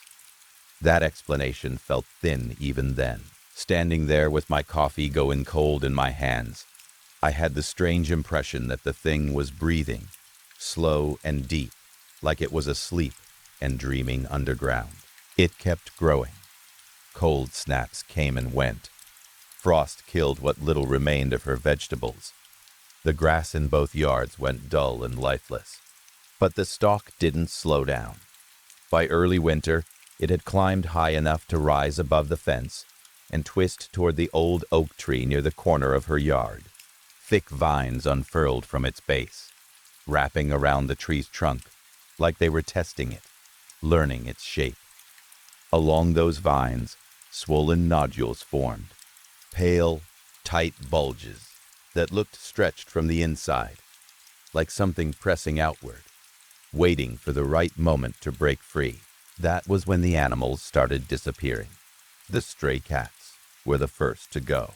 The neighborhood always had a few that wandered through, slipping under porches and across fences. Then they were just gone. After that, the squirrels stopped running along the power lines. The usual chatter from the trees faded away. Even the possums that used to shuffle through the cul-de-sac at night stopped appearing. No bodies ever turned up, no blood, no tracks in the mud. Just an absence that felt heavier than silence should. Around that time, the smell began drifting over after dark. It was warm and sweet, like fruit left to rot under wet leaves. It was completely wrong for winter, wrong for the sharp, clean air that usually comes with freezing nights. The scent had an odd effect on me. It slowed my thoughts, smoothed out the sharp edges of worry and fatigue. It felt comforting in a way I couldn't explain. That's when I started losing time. I'd step outside to grab a package and suddenly realize I was standing by the fence, staring at the plant, with no idea how long I'd been there. Once, I burned dinner because I forgot I'd turned the stove on. Another time, I stood in the shower until the water ran cold, lost in thought, without remembering what I'd been thinking about. I started waking up with dirt under my fingernails, packed deep enough that it took effort to scrub out, even though I couldn't remember doing any yard work. I also noticed something else, a faint discoloration on the inside of my wrist. At first, it looked like a mild rash, thin greenish lines branching just beneath the skin, delicate and faint. It didn't itch, it didn't hurt. I ignored it. I told myself it was dry skin, or a reaction to soap. Still, I noticed it darken slightly on nights when the smell from the garden was strongest. I kept telling myself I was imagining patterns because I was tired, I finally asked her about the plant one afternoon when I saw her kneeling beside it. She was scraping something dark from the base of the stalk with a small gardening knife. Up close, I could see shallow splits along the stalk's surface.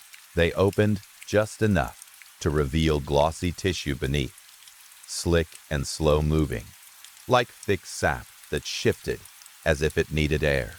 "It needs care," she said, without looking up. Her hands were stained a deep rust color. The color had worked its way into her cuticles, and the lines of her knuckles like she'd been digging in clay that refused to wash away. When she finally looked at me, her pupils seemed too large, swallowing most of the brown in her eyes. "If I don't tend it," she continued, pressing her palm flat against the stalk, "it gets restless." The surface rippled under her touch, not violently, just enough to make my stomach tighten and my breath catch. I laughed. The sound came out thin and nervous. Laughing felt easier than asking questions I wasn't sure I wanted answered. I went back inside and tried not to think about it.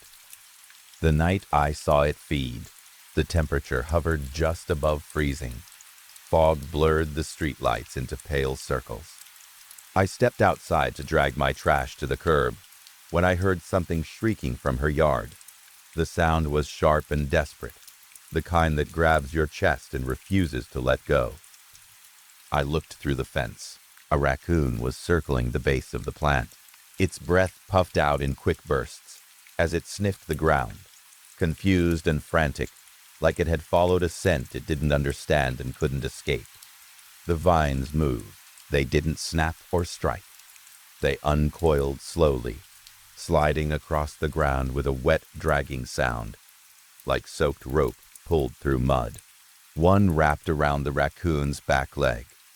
Another tightened around its middle, until I heard ribs creak under the pressure. Thin tendrils pushed out from the swollen nodules along the vine, pale, thread-like strands that slipped beneath the animal's fur with slow, careful movements. The raccoons screamed and thrashed as those tendrils darkened, pulsing as if something thick was flowing through them. Then the smell hit me.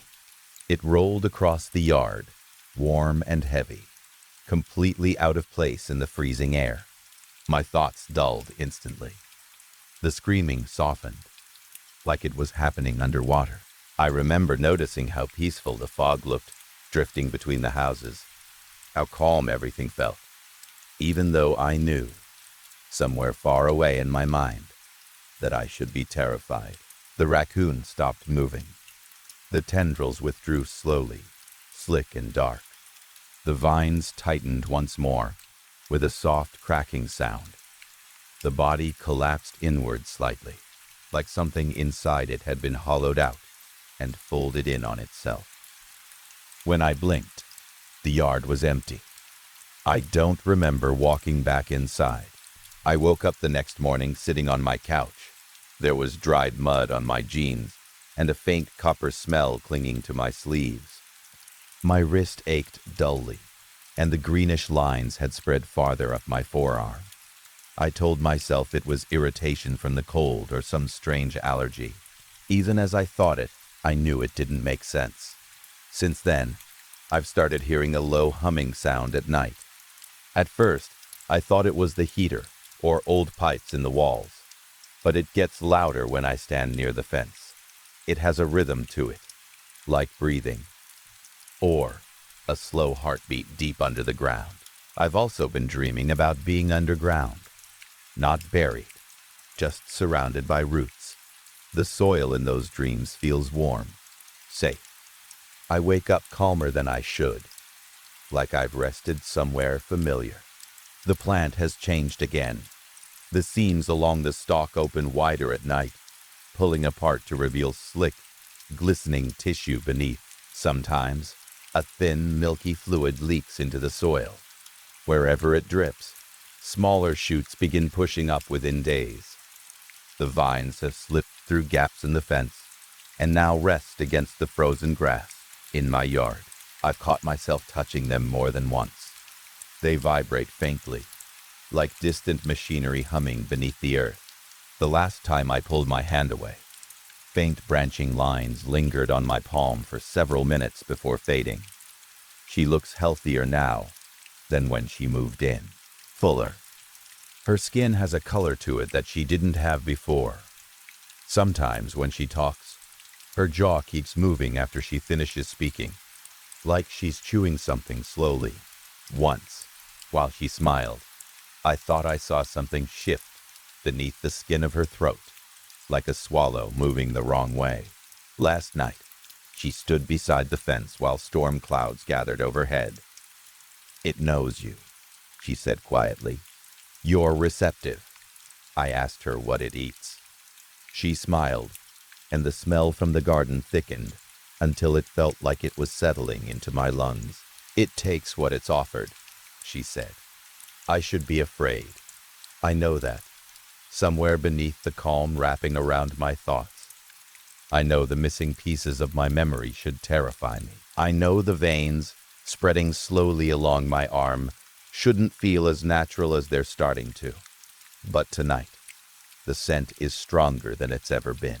It drifts through the cracks in my windows and settles into my chest like warm breath. The humming beneath the ground feels steadier when I stand closer to the fence, almost comforting.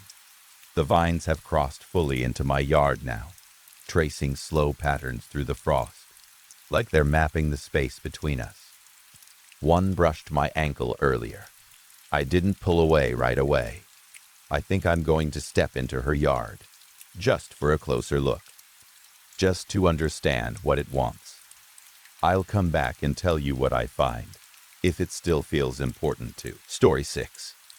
I didn't think there was anything strange about the assignment when I first got the call. I work for an emergency response contractor, the kind of job most people don't know exists until something goes wrong. When there's an outbreak of avian flu, we're the ones sent in to handle it. We don't treat the birds. We don't save them. We euthanize them to keep the disease from spreading. It's not a job I enjoy, but it's a job that needs doing. And I've been doing it long enough that I've learned how to shut certain thoughts out. The outbreak was near a farm in northwestern Texas. Middle of nowhere, flat land, scrubby trees, and wide stretches of silence. Normally, I'd be sent with at least 2 other guys. That's how it usually goes. But the time of year meant fewer birds, and the farm wasn't massive. My boss decided one person could handle it. He told me to be efficient, follow protocol, and get out. They set me up in a small cabin about a quarter mile from the farm. It wasn't anything fancy. 1 room, a small bathroom, a bed that creaked when you shifted your weight. It smelled faintly of dust and old wood. The place had probably been used by hunters at some point. Outside, the land sloped gently into a stretch of woods that looked thicker than it probably was. As part of standard procedure, I set up a trail camera about 500 yards out. It faced a narrow game trail that cut through the trees.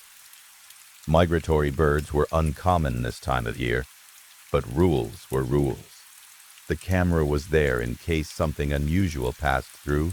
The first night, I didn't think twice about anything. I was exhausted from the drive and the setup. I ate something quick, showered, and went straight to bed.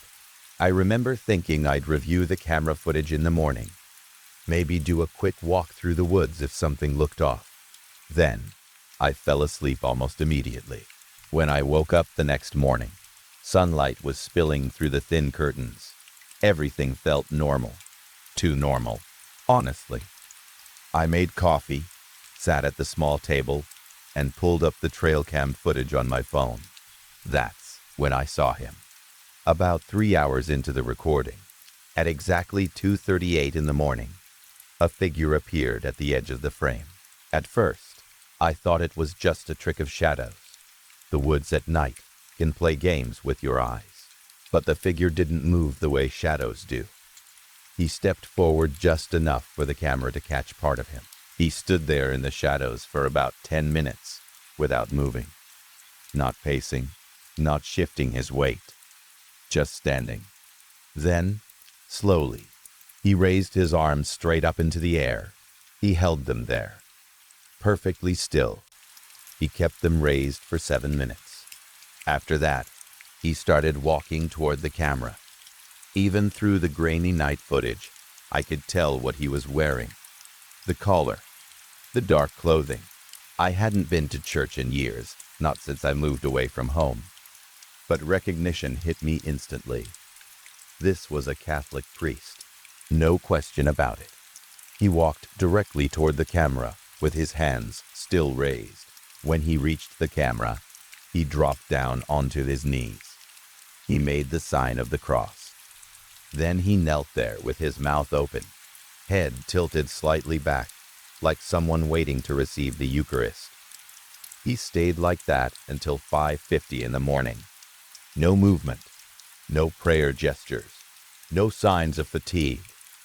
Then, just like that, he stood up and walked back into the woods. No hesitation, no acknowledgement of the camera. He disappeared into the trees.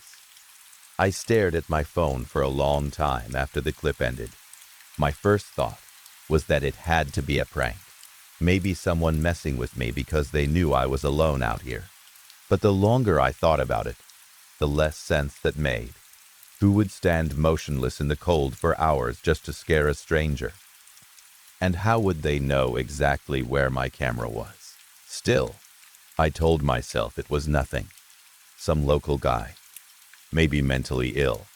Maybe trying to be funny. I saved the clip to my phone and got ready for work, planning to show it to the guys at the farm and laugh it off. When I arrived at the farm, though, something was wrong. No one was there. The place was completely empty. No trucks. No workers. Just long rows of chicken coops and the birds inside them, clucking and shifting like nothing in the world had changed. I waited. I walked around. I called the managers. No answer. I waited some more. The whole place felt wrong, like I'd shown up after something had already ended. Eventually, I called my boss. He answered, sounding distracted. I told him no. One was there. He said he'd look into it. Before hanging up, I mentioned the priest. I told him about the trail cam footage. He didn't have any explanation. He paused for a moment and then told me to leave it alone. Just focus on the job. As the day dragged on, the emptiness got to me. There were sounds, of course. Wind, chickens, the creak of metal, but no human voices, no signs of recent activity. When I finally headed back toward the cabin, I stopped by the trail cam to swap the SD card. That's when I noticed the footprints. There were clear shoe prints in the mud near the camera, and knee impressions, deep ones, right where he'd knelt. That night, I barely slept. I lay in bed with my phone in my hand, watching the trail cam feed. I didn't want to admit it, but I was waiting. When the clock hit 2:38, my stomach dropped. He appeared again. This time, I could see more of him. The white parts of his clothing caught the camera's night vision. He stood just out of full view, exactly like before. 10 minutes of stillness, arms raised. The same slow approach, the same kneeling posture. I watched for over an hour, my heart pounding, waiting for him to do something different. Anything. That's when it hit me that the camera wasn't that far from the cabin. If I could see him on my phone, maybe I could see him with my own eyes. I grabbed my flashlight and tried to shine it through the window toward the trees. The beam didn't reach far enough. After a moment of hesitation, I opened the door and leaned out, shining the light directly toward the trail cam. And there he was. My eyes kept jumping between the real figure in the woods and the image on my phone. From the camera footage, I could see his eyes move. He didn't turn his head. He just shifted his eyes toward me. watching me from the corner of them. I called out to him, told him he was on private property. My voice sounded weak even to me. He didn't respond. I don't know why I did what I did next. Even now, I can't explain it. I took a few steps toward him. Not many, just enough to close the distance a little. I was watching him, not my phone. When I finally glanced down, my blood ran cold. I was about 100 yards from him. On the screen, his mouth had changed. It had been pulled into a wide, unnatural smile. Saliva dripped down his chin. His chest heaved as he panted, heavy and excited, still watching me only from the corner of his eyes. I didn't think. I ran. I sprinted back to the cabin, slammed the door, locked it, and collapsed by the window. I stayed there all night, staring out into the darkness, waiting to see if he would move closer. I didn't look at the trail cam again. I couldn't bring myself to. In the morning, shaking and exhausted, I finally checked the footage. The moment I turned and ran was the moment he closed his mouth. He turned his head fully for the first time. He looked straight at my cabin. His face was filled with rage. I switched to the live feed. The woods were empty. I didn't wait. I packed my gear, hands trembling, telling myself I was leaving. I was done. I was getting out. As I reached for the door, I glanced out the window. He was there, crouched by my door, smiling, drooling, waiting. Story 7. On May 3rd, 2006, the quiet routine of Charlotte, North Carolina, was broken in a way no one could have predicted. That morning, police were called to the home of Frederick and Catherine Clay. What they found inside would haunt everyone involved in the case for years. Frederick Clay was not an ordinary man. He was a respected and widely known scientist, someone whose work had earned him admiration in academic circles and beyond. His wife, Catherine, had once served as chief of staff to the First Lady of the United States, a position that placed her close to power and national attention. From the outside, their lives looked successful, orderly, and secure. Inside the house, there was nothing orderly about what the police discovered. Frederick's body was found first. His back was covered in deep, violent scratches, as though something with immense strength had raked across him repeatedly. His arms were torn apart, and his jaw was completely missing, ripped away with a force that did not match any known weapon. Catherine's body was found in the garage. She had been decapitated. Fragments of her skull and face were scattered across the concrete floor, mixed with a wide pool of blood. The scene was so brutal that even seasoned officers struggled to process what they were seeing. As investigators began piecing together Frederick's final weeks, an unsettling picture emerged. Frederick had recently become obsessed with an idea that bordered on dangerous ambition. He believed it was possible to create superhuman beings, individuals stronger, faster, and more efficient than ordinary humans. In his mind, these creations could replace police officers entirely, eliminating crime through sheer physical superiority. He spoke about it openly to a small circle of colleagues, framing it as progress rather than madness. One person listened more closely than anyone else. Tom Kearson. Tom was a fellow scientist and a longtime friend of Frederick's. According to emails and phone records, Frederick had approached Tom with an extraordinary proposal. He wanted Tom to become the first test subject for his experiments. Whatever procedure Frederick was planning, it was meant to transform Tom into something more than human.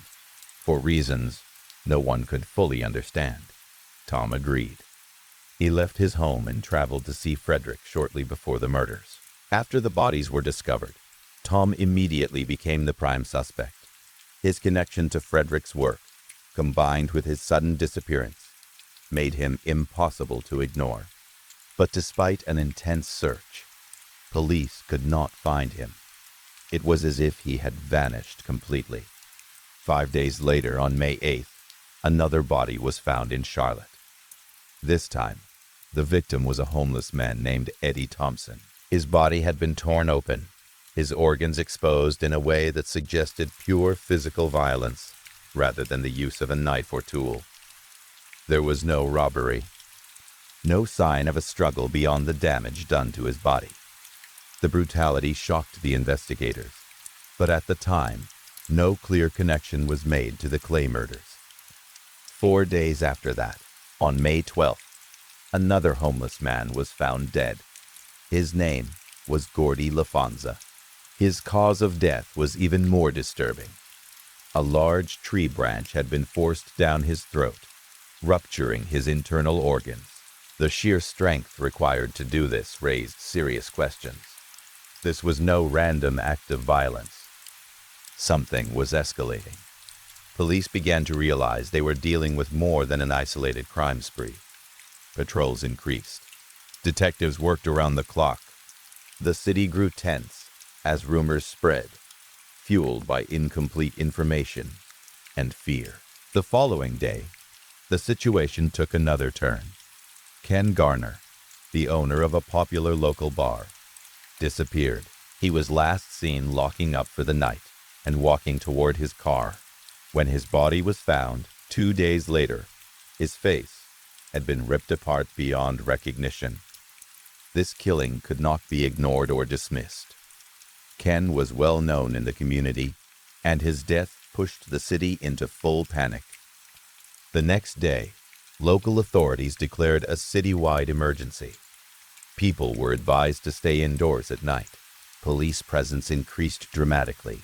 Tips flooded in, many useless, some deeply unsettling. The idea that something was hunting people in Charlotte had taken hold.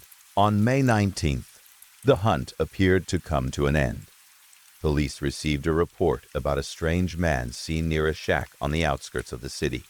When officers arrived, they found a tall, disheveled figure sitting inside. His skin was unnaturally pale, almost white, as if all color had been drained from him. When they attempted to approach, the situation turned violent almost immediately. The man attacked. Despite being unarmed, he moved with shocking speed and strength. 4 officers were incapacitated before anyone could react properly. It took multiple gunshots to bring him down. Even then, witnesses said he continued to move for several seconds after he should have been dead. The man was identified as Tom Curson. Medical examinations revealed something horrifying. Tom was over 7 feet tall. His body showed signs of extreme physical alteration. Muscles were overdeveloped in unnatural ways. His skin lacked normal pigmentation. Bones appeared denser than average. From what authorities could determine, Frederick Clay had succeeded in transforming Tom into something beyond human, but not in the way he intended. Instead of a controlled superhuman, he had created a violent, unstable mutant. Tom survived the shooting. He was transported under heavy guard to Central Regional Hospital, the largest mental health facility in North Carolina. There, he remained for nearly 4 years. Doctors and researchers observed him constantly. His strength fluctuated, but his aggression never fully disappeared. He showed little ability to communicate and reacted violently to perceived threats. Over time, security around him was increased again and again. It still wasn't enough. On March 25th, 2010, Tom broke out. The escape was swift and bloody. Several guards and orderlies were killed before anyone could mount an effective response. By the time authorities regained control of the facility, Tom was gone. 4 days later, the killings resumed. On March 29th, Tom entered Rock Hill, South Carolina. There he attacked the Ernest family in their home. All 5 members were killed. The scene showed the same pattern of overwhelming physical force and mutilation. There was no attempt to hide the bodies. It was as if the killer no longer cared about being found. On April 2nd, A local businessman was mauled to death in the nearby community of Leslie. Witnesses reported hearing screams but arrived too late to help. The state of South Carolina declared a statewide emergency shortly afterward. The fear that had once gripped Charlotte now spread across state lines. On April 5th, a campsite near Riverview was attacked. 9 people died. Campers were found scattered across the area, many missing limbs or other body parts. The violence was uncontrolled, chaotic, and deeply disturbing. Tom's confirmed death toll continued to climb. At this point, the situation reached the federal level. Tom had killed 15 people since his escape, and there was no sign he would stop. President Barack Obama authorized the deployment of federal troops to assist in the search. Soldiers were sent into the woods of northern South Carolina, working alongside law enforcement to track the creature that Tom had become. On April 11th, Tom encountered the FBI for the first time. A 6-man team was dispatched based on intelligence suggesting his location. The agents were experienced and heavily armed. They never stood a chance. Tom did not rush them. He did not charge blindly. He waited. He watched. When he attacked, it was from concealment. All 6 agents were killed. The encounter proved something terrifying. Tom was learning. 2 days later, on April 13th, Tom claimed his final victims before his end. Evan and Bess Compton, a married couple and professional photographers, were killed while working in a remote area. Their deaths were swift compared to others, but no less violent. The FBI prepared for one last confrontation. This time, 14 agents were sent in. They used everything they had learned from previous encounters. When they finally found Tom, the battle was brutal. Gunfire echoed through the woods for several minutes. One by one, agents fell. In the end, only 4 remained standing. They managed to kill him. What remained of Tom Curson was barely recognizable as human. The state government ordered that his body be destroyed completely. It was placed into an industrial grinder, leaving no remains that could ever be studied or recovered. When the case was officially closed, the numbers were staggering. In total, the creature once known as Tom Curson had killed 46 people. Scientists debated what Frederick Clay had truly created. Authorities buried the details. Families mourned. And somewhere in the silence that followed, one question lingered quietly, unanswered. What if the experiment had worked exactly as intended, just not in the way anyone expected? Story 8. They left the doctor's office with the paperwork folded neatly in his arms, pressed flat like it mattered that the edges stayed clean. The staples at the top bit into the paper, tiny metal teeth holding everything together. He kept his grip tight, afraid that if he loosened it even slightly, the pages might slide apart and spill everything written there onto the floor. Adjustment period, the psychiatrist had said, voice calm and practiced. If the voices spike, we reassess. Charles, it's important you tell us exactly what they say. Charles nodded at the right moments. He always did. I will. Liar, the voice whispered the instant the chair scraped back. You don't want them to take us away, do you, Chuck? As if they even could. The words slid into him easily, familiar and unwelcome at the same time. In the elevator, Ellen reached for his hand, her fingers wrapped around his like they had done 1,000 times before, grounding him without asking questions. Hey, she said softly, tilting her head to look at him. Are you okay? Yeah, he answered. His mouth moved on instinct. Just tired. Liar, the voice said again, closer now, like it was leaning over his shoulder. The elevator doors opened. The moment passed. Ellen squeezed his hand once more, then let go as they stepped out into the lobby. The pharmacy was only a short drive away. Charles stared out the window while Ellen drove. watching buildings slide past like scenery in a play he wasn't really part of anymore. His reflection stared back at him from the glass, tired eyes set in a face that looked older than it should. He wondered how much of that was real, and how much was just the way he felt. Inside, the pharmacy smelled like disinfectant and something sour underneath it. Old carpet, anxiety, people waiting too long for answers they weren't going to like. Ellen held his hand again while they waited at the counter. Her thumb traced slow circles over his knuckles, a small motion she'd perfected over the last year. He loved that it worked. He loved her for staying when so many people would have walked away. The voices had been louder lately, not sharp bursts anymore. Not half-formed thoughts he could brush aside. They spoke with confidence now, with intention, less like his own mind, and more like someone standing just behind him, whispering instructions. The clerk called his name. Charles stepped forward and watched as the small orange bottle slid across the counter toward him. Same dosage for the first week, the clerk said, tapping the label.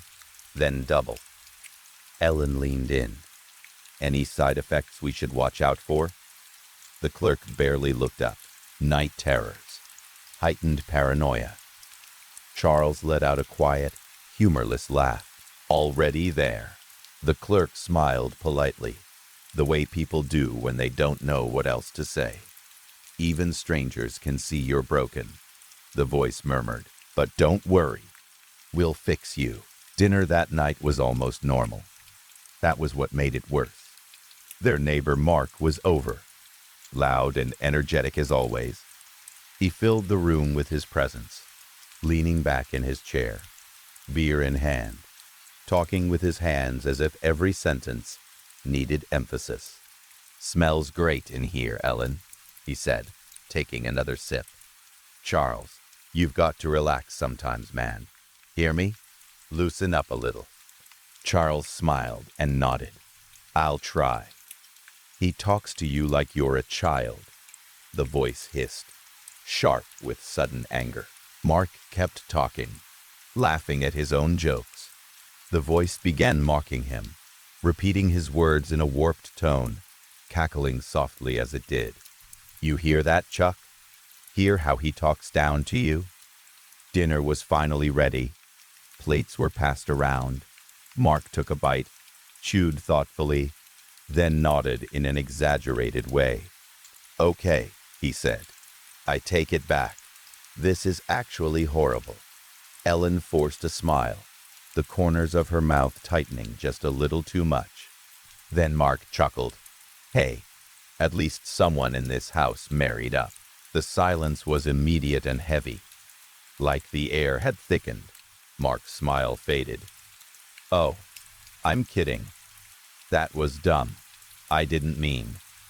"It's fine," Ellen said quickly. Too quickly. Charles watched her jaw tighten. He knew that look.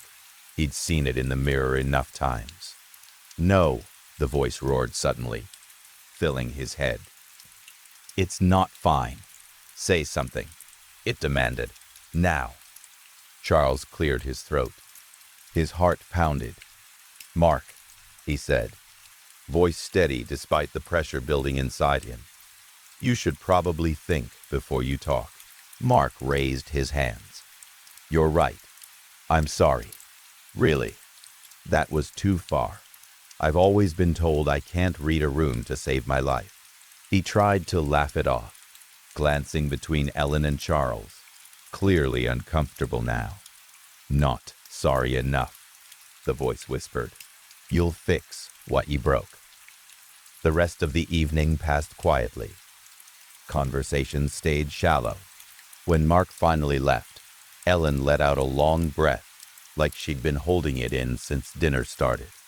"He's an idiot," she said, sounding like someone surfacing after being underwater.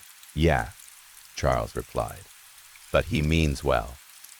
"Are you really going to let an idiot disrespect her?" the voice snarled. "You're weak, Chuck. A weak man." Later, Charles stood alone in the kitchen. The lights were off, except for the glow from the back porch. Beyond the glass, the backyard was dark and still, the faint outline of the fence barely visible. "He's laughing about it now," the voice said, its tone shifting, sounding almost hurt. "Men like that don't stop. You have to make him stop." "No," Charles whispered. "He said he was sorry." "Of course he did," the voice replied smoothly. "He didn't mean it. He knows you won't do anything. You have to make him understand." His phone buzzed in his hand. "Mark, seriously, man, that was my bad. I hate to ask, but can we just forget about it?" The voice laughed softly, pleased. "Invite him back," it said. "Do it now, and make him." Charles stared at the screen for a long moment, then typed slowly. "Hey man, let's just talk about it. I also forgot to give you back your hedge trimmers. Come grab them real quick." "Good boy, Chuck," the voice said, warm with approval. A few minutes later, Mark replied that he'd be right over. The backyard smelled like damp earth when Mark arrived. He let himself in through the gate, hands in his pockets. "Man, I appreciate you wanting to talk," he said, then paused, noticing Charles's expression. "Tomorrow would have been fine, if now's not a good time." "It's okay," Charles said. "I was already outside." "Now," the voice urged, "before he runs." "I really didn't mean anything earlier," Mark said. "I'm just bad with jokes." "You messed up, Mark," Charles said, stepping closer. "You know that, right?" Mark frowned. "I said I was sorry." "He doesn't understand," the voice screamed. "Make him. Now. Now, Chuck." Charles stepped forward again. Mark laughed nervously. "Hey, what's going on, Charles? I just need you to understand something." Charles's hands tightened around the handles of the hedge clippers. "Now, Chuck. Kill him." The quiet afterward felt wrong in a way Charles had never experienced before. He knelt in the dirt beside the covered hole he had dug, lungs burning with each breath. His hands were smeared with blood and soil. His heart raced, but inside his head, there was silence. The voices were gone. "Thank you," he whispered, not sure who he was thanking. Nothing answered. He washed his hands until his skin stung, scrubbing until the water ran clear. Then he crawled into bed like nothing had happened. Ellen stirred beside him. "Hey," she murmured. "Are you okay?" "Yeah," he said too quickly. She turned toward him. "You were gone for a while. I couldn't sleep." She studied his face in the dim light. Were the voices bad? He didn't answer. "That's okay," she said gently. "You don't have to talk. Just breathe with me." His leg bounced under the blanket, restless. "You're home?" she continued softly. "You took your meds. Nothing bad happened." "You don't know that," he muttered, staring toward the window. She paused, then smiled faintly. "You're right, but I'm here." The silence stretched. Her shoulders relaxed. "Chuck," she said quietly, "let's just go to sleep." The words sent a sharp electric chill up his spine. His legs stopped moving. He turned his head slowly. "What did you call me?" "What?" "You called me Chuck." "Oh, she started. He stared at her, shaking. "Why did you call me that, Ellen?" She hesitated. Then she leaned back, her expression shifting. The concern drained from her face, replaced by something casual, almost amused. "Well," she said lazily, meeting his eyes. "Cat's out of the bag now, isn't it, Chuck?" She didn't blink. He lay there, eyes wide, unable to move. Good boy, Chuck. Story 9. The blow. The police had to drag her off the woman. It was like watching someone tear away a mirror that had been polished too bright. The other woman was blonde too, but younger, smoother, 10 years closer to the age Madura used to be, when she still believed promises meant something. Madura's hands were pinned behind her back, her wrists burning under the bite of cuffs, and she laughed as the woman cried. It wasn't even the kind of laugh she recognized from herself. It came from a place behind her ribs, sharp and ugly, and it startled her even as it spilled out. The mistress clutched at her throat with both hands, sobbing, fingers slick and trembling over a raw, open wound. Blood seeped between her knuckles and ran down her wrists. Madura could taste metal in her mouth, the tang of it strong like she'd been chewing pennies, and she couldn't tell if it was from the spray or from the way she'd bitten her own tongue during the struggle. 2 officers hauled her backward across the tile. Their boots squeaked. Their grip was firm but careful, like they were afraid she'd turn feral again. Madura craned her neck, looking past them at the man standing frozen near the doorway. He wasn't reaching for her. He wasn't rushing to protect either woman. He just stood there, pale and small in his own expensive shirt, staring like he'd walked into the wrong room and didn't know how to leave. "You did this," Madura said, voice low, shaking with a strange calm. "You caused this." She meant every word. The man looked older than she remembered, older than he was supposed to be. Age had softened his jaw and deepened the lines at the corners of his mouth. His hair was thinner. His shoulders were rounded like he'd been shrinking for years. When she'd met him, she'd admired how confident he was, how easily he moved through rooms like he belonged in them. Now he looked like someone who had spent too long trying to hold on to something, already slipping away. Shame hit her in waves, hard enough to make her stomach turn. Not for what she'd done to the mistress, not in that moment, but for how long she'd stayed beside him while he became this. She had stayed for love, she told herself, for the kids, for the life they'd built, for the version of him she kept hoping would return. But standing there in handcuffs, watching him blink like a confused stranger, she felt disgust bloom under her skin. 15 years.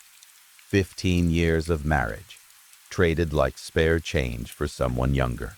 The cuffs tightened every time she shifted. The officers guided her into the back seat of the squad car. The interior was cold and smelled faintly of plastic and old sweat. The door shut with a final, hollow sound, the kind that makes you understand you are no longer in control of where you go next. At the station, everything became paperwork and procedure. Fingerprints, photos, questions that felt too simple for what had happened. Someone took her jewelry and slid it into a bag. Someone else handed her scratchy clothes that didn't fit right. She sat on a hard bench and stared at the wall, arms crossed over her chest, waiting for the part where her name and her family mattered. It didn't take long. 2 days later, she was released into her parents' care.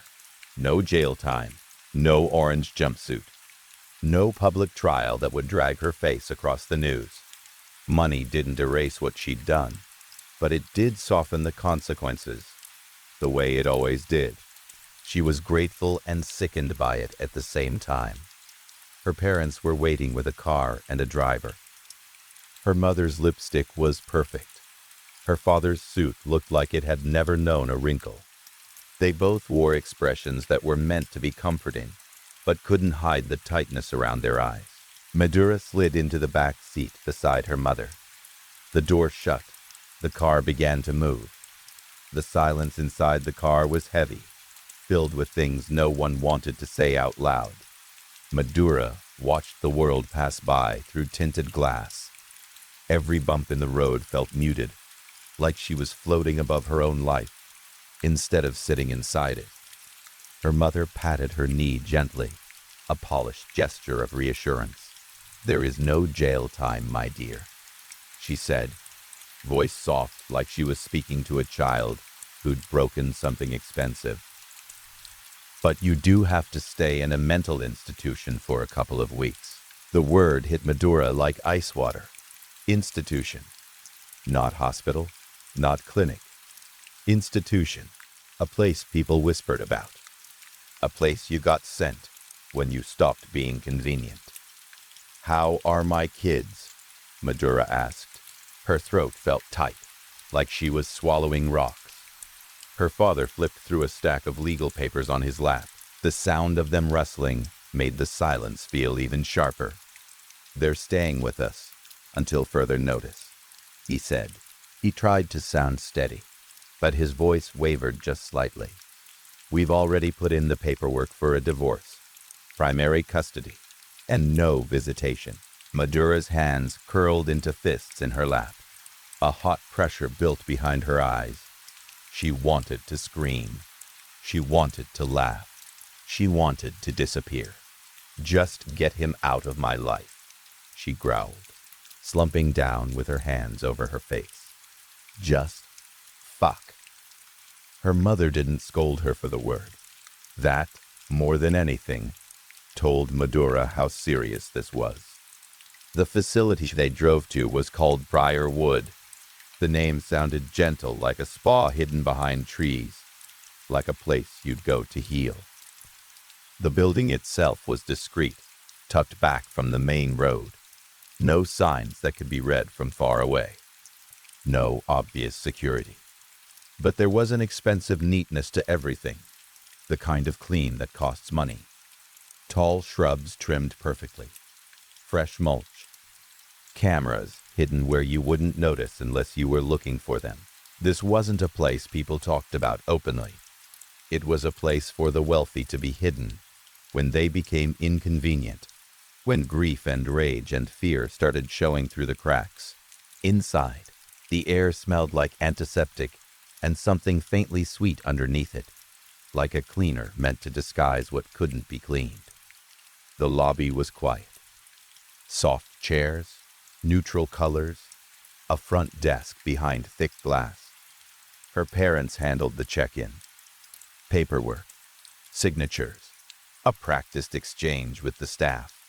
Madura stood there with her arms crossed, trying not to look like someone who belonged in a cage. A nurse met her after she was in the system. The nurse was calm, professional, not unkind. She wore her uniform like armor. "I'm going to show you around," she said, as if this was a hotel, and Madura was a guest. They walked down white hallways that seemed to stretch longer than they should. Every surface looked sterile, wiped so often it had lost any warmth. Heavy wooden doors lined both sides. Madura noticed the locks. Not dramatic prison bars, not steel gates, just quiet locks that clicked when they closed. The nurse opened one door and led her inside. "This will be your room." It held 2 beds and a small bathroom. Metal toilet, metal sink. The light above the mirror was too bright, the kind that shows you everything you don't want to see. Madura exhaled slowly, relief and dread mixing together. At least it wasn't jail. At least there was a bed. On the other cot, a woman sat cross-legged, still as a statue. She had hazel eyes that looked sharp even when her face stayed neutral. Her black hair was twisted into a messy bun on top of her head, like she hadn't bothered to make it neat, and didn't care who noticed. "Madura," the nurse said, turning slightly. "Say hello to Charlie." She offered a tight smile, brief and controlled, then closed her eyes again like the introduction was already over. The nurse left for a moment and returned with clothing. "We'll need to take your belongings," she explained. "Matter of fact, shoes, socks, jeans, jacket, underwear, bra." The few pieces of jewelry Madura had put on again after leaving the station. Each item went into a bag, like it was being erased from her life. Madura stared at the uniform once it was laid on the bed. Dark blue hospital pants that sagged at the waist. a matching shirt, too large in the shoulders, bright yellow grippy socks that made her feel ridiculous, a coarse white sweater, large gray slippers. She changed in silence, moving slowly, trying not to feel the humiliation of it. The fabric scratched her skin. The socks were bright enough to feel like a joke. When she was dressed, the nurse continued the tour. More hallways, more fluorescent light. The faint chemical smell of disinfectant never fully went away. At one point, a muffled sound echoed from somewhere far off. It might have been a cry. It might have been someone laughing too hard. Madura couldn't tell, and that made her skin prickle. They stopped at a room with a glass wall. Inside, a group of people sat in a circle on the floor. A man spoke softly while others listened. Madura's stomach tightened as she looked at them. They were dressed like her. They sat with the same careful stillness, like they'd learned that movement could be punished. "That's the group therapy room," the nurse said. Her voice carried an edge of something unsaid, like there was more about that room than she wanted to explain. Next was the dining area, a room with tables and chairs, bright and clean. "This is where you will eat," the nurse said calmly. They passed the main desk again, the glass window separating staff from patients. The clock on the wall looked wrong, like it had been stuck at the same time for too long. Madura tried not to stare at it, but she couldn't help it. A faded poster hung crooked beside it, the letters bold and unsettling. "Compliance is liberation." It looked like a joke someone had forgotten to remove. Then the nurse opened a large door, and a rush of fresh air hit Madura's face. The recreation area was bigger, with reinforced windows, and a ceiling that looked designed to prevent climbing. A few tables were scattered around. Some people sat playing quiet games. Others stood near the barred windows, staring out at the grounds like they were memorizing the world they weren't allowed to touch. A TV hung in a boxed frame near the ceiling. A few men stood beneath it, watching silently. "This is the recreation area," the nurse said. "You are welcome to be peaceful and mindful here. It is a privilege. It can be taken away." They toured the showers next. Blue tile, no curtains. A faucet set high, out of reach, like it was designed so you couldn't use it for anything other than showering. Even the water here felt controlled. At the front counter again, Madura was given extra clothes, socks, toiletries, towels. "Is there a phone?" she asked. "Oh yes," the nurse replied. "It's in a separate room, and your time slot has to be scheduled and approved by a head nurse." Approved, scheduled, privilege. Madura nodded like she understood, but her chest felt tight. When the nurse finally left her, Madura returned to the room and placed her things on a built-in plastic shelf. Then she sat on her bed, facing Charlie. Charlie opened her eyes. That hazel stare landed on Madura like a hand on her throat. Then Charlie smiled, small and quick, and extended her arm. Madura took it and shook her hand. Charlie's grip was steady. Her skin was warm, normal. That, somehow, made Madura feel less safe. Nothing else was said. Madura lay down, curling into herself, facing the wall, eyes open. Lunch came and went. A nurse checked on her after she didn't show up to eat. Madura told her she wasn't hungry. The nurse accepted it with a look that suggested she'd heard that lie from 100 people. Dinner came. Another nurse appeared, less patient.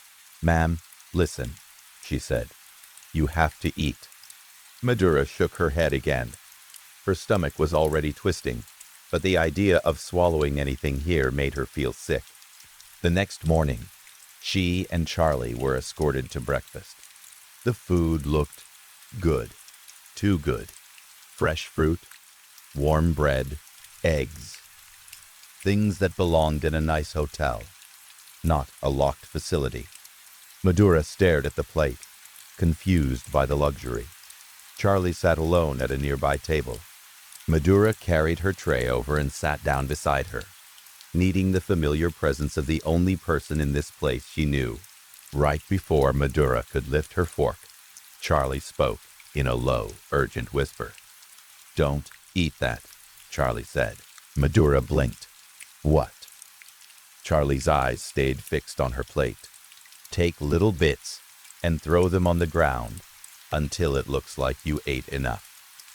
Madura stared, not sure if she'd heard correctly. "Why would I?"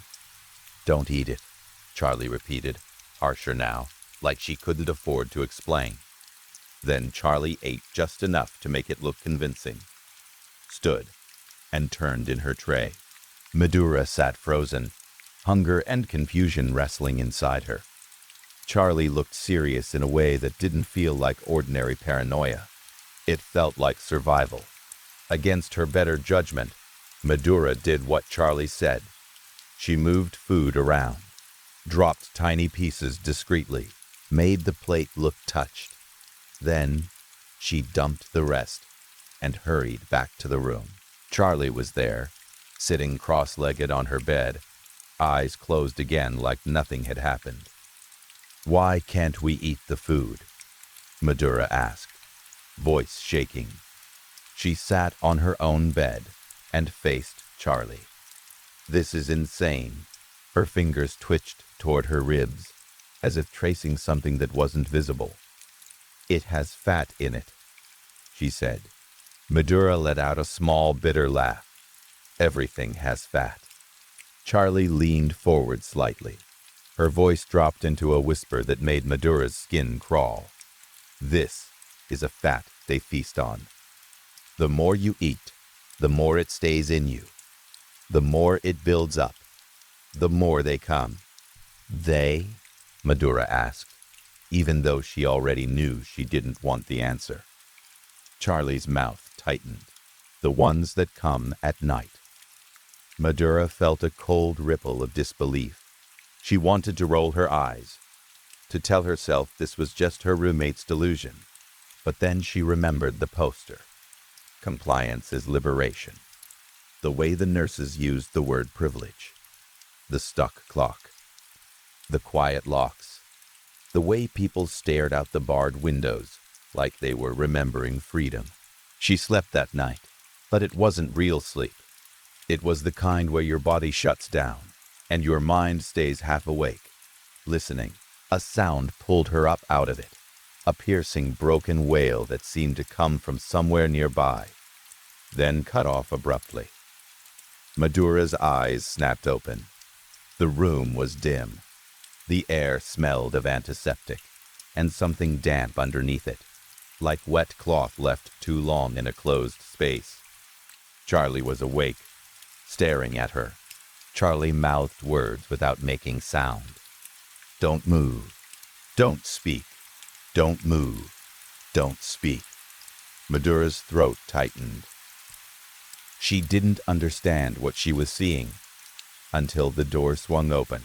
A nurse stepped in quietly, checked the beds, scanned their faces like she was making sure they were asleep, then left again. And she didn't close the door. The hallway beyond was darker, quiet. Madura's heart thumped hard enough. She felt it in her teeth. Charlie held a finger to her lips, her eyes wide now, serious in a way that made Madura's fear spike. Then something slid into the room. At first, Madura's mind refused to name it. It was a shape that didn't fit the rules her brain relied on. A dark, wet mass moving low to the ground, like spilled shadow learning how to crawl. It moved with a soft, sick sound, not footsteps, not claws, but a slow, dragging slide that made Madura's stomach turn. It turned toward her. In the faint light, Madura saw something embedded inside it, like pale stones pressed into gel. Eyes, human eyes, set wrong, staring out from within the thing like trophies. Madura squeezed her eyes shut so hard her eyelids hurt. She held her breath, terrified that even air moving through her throat would give her away. The sound came closer. The air felt colder. She opened her eyes just a sliver, just enough to see what she couldn't stop imagining. The thing was on Charlie. Charlie was perfectly still. Awake, her body tense, but not moving. The creature pressed itself over Charlie's face, covering it completely, leaving behind a shiny smear that caught the light. Charlie didn't scream. She didn't whimper. Her hands didn't even twitch. Madura's eyes watered. Panic swelled so hard she thought it would burst out of her chest. She stared at Charlie, begging her silently to move, to fight, to do anything. Charlie's eyes flicked toward her and held. A command without words. Stay still. After a long moment, the creature slid off Charlie and moved toward Madura. Its weight settled on the foot of her bed first, then crept forward. Madura felt it like you feel a spider crawling up your skin, except heavier, colder. She couldn't make a sound. Her mouth went dry. Her tongue stuck to the roof of her mouth. The creature paused, as if tasting the air around her. Then it moved again, sliding up her legs. Its touch was clammy, wrong. It seemed to examine her slowly, traveling up her body like it was searching for something specific. When it reached her face, Madura nearly broke. She felt a slick pressure, like something warm and wet pressed against her skin. The stench of it hit her, metallic and rotten, like old pennies and spoiled meat. Her eyes squeezed shut again. Tears slipped out anyway, hot against the cold slime. The creature lingered, then shifted away, almost disappointed. After another moment, it slid out of the room. The hallway went quiet again. A few minutes later, the nurse returned and shut the door. As if nothing had happened, Madura lay there trembling, silent tears soaking into the pillow. Charlie's eyes met hers across the room. Charlie looked exhausted, but her expression was stern, almost angry, like she'd warned Madura and Madura still hadn't truly understood. The next morning, they went to breakfast again. The food smelled amazing. Madura's stomach clenched painfully, begging. But she didn't take a single bite. Hunger felt safer than whatever came at night. Back in the room, Madura watched Charlie sit in her usual pose, cross-legged, eyes closed, calm, controlled. "Why do you do this?" Madura asked, voice small now. Charlie didn't open her eyes. "Meditation keeps me steady," she said. "It keeps my mind quiet. It feeds me better than food does, and it helps me stay still when it matters." The way she said still made Madura's throat tighten. "You have to eat at some point," Madura whispered, shaking her head. She couldn't stop thinking about the feel of that wet pressure on her face. Charlie finally opened her eyes. "You do," she said. "And that's the problem." Madura frowned. "What do you mean?" Charlie lifted her shirt. Her skin was pale beneath the harsh light. Near the center of her torso was a circular mark, angry and uneven, surrounded by tooth-like impressions, as if something had clamped down there. It looked healed and reopened again, healed and reopened, over and over. Madura stared. "What is that?" Charlie lowered the shirt. Her voice stayed low, flat, like she'd told this story enough times it had worn the emotion out of her. "When they come," she said, "they take what you've eaten. They take the fat. But they don't just take that. They take more than that." Madura's stomach turned. Why would anyone let that happen? Charlie's eyes hardened. Because most people don't believe it until it happens. And once it happens, you learn the rules fast. 2 days without eating felt possible. Madura could do anything for 2 days if she had to. Even a week felt manageable in the way people tell themselves they can endure anything as long as there's an end date. But time in Briarwood didn't feel normal. The stuck clock haunted Madura, the repetitive hallways, the quiet voices, the way the nurses watched. By the 8th day, Madura's hands shook when she stood up. Her vision blurred at the edges. Her hunger turned into a constant pounding ache that made it hard to think. She tried to stay still, tried to meditate like Charlie, but her body kept betraying her. Her stomach growled loudly during group time. A nurse looked at her with mild annoyance, like hunger was a misbehavior. That night, Madura whispered to Charlie, "I can't do it anymore." Charlie stared at her for a long moment, then nodded once. "Then be smart," Charlie said. At the next meal, Madura took a few bites, only a few, the smallest amount she thought might keep her standing. Charlie did the same, jaw tight, eyes alert. They didn't talk. They didn't look at each other too much. They ate like people trying not to be seen. Back in the room afterward, the air felt heavier. They meditated together, not because it was calming, but because it was armor. They sat with their backs straight, hands resting on their knees, eyes closed, forcing stillness into their bodies like a command. Night came.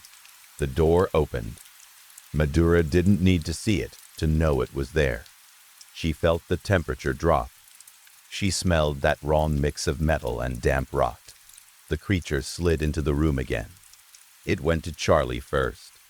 Madura kept her eyes shut, but fear made her peek through her lashes. She saw it settle over Charlie's face, saw Charlie's hands twitch once, and then go still again. Madura's chest tightened so hard it hurt. Then the creature paused, like it was thinking. And then it moved toward Madura. It climbed her body with slow, wet patience. Madura's entire body screamed to run, to fight, to throw herself out of bed and into the hallway. But Charlie's earlier warning echoed in her mind, like a rule carved into stone. Don't move. Don't speak. The creature covered her face. The pressure was suffocating, not because it sealed her mouth completely, but because her body panicked at the closeness of it. The weight of it, the idea that something was holding her in place. Pain flared suddenly in her chest, sharp and deep, like something biting down where it shouldn't. Madura's whole body tensed, and she almost screamed, but she forced it down, biting the inside of her cheek until she tasted blood. Tears spilled out, hot and helpless. The creature lingered only a short time. Then it slid away.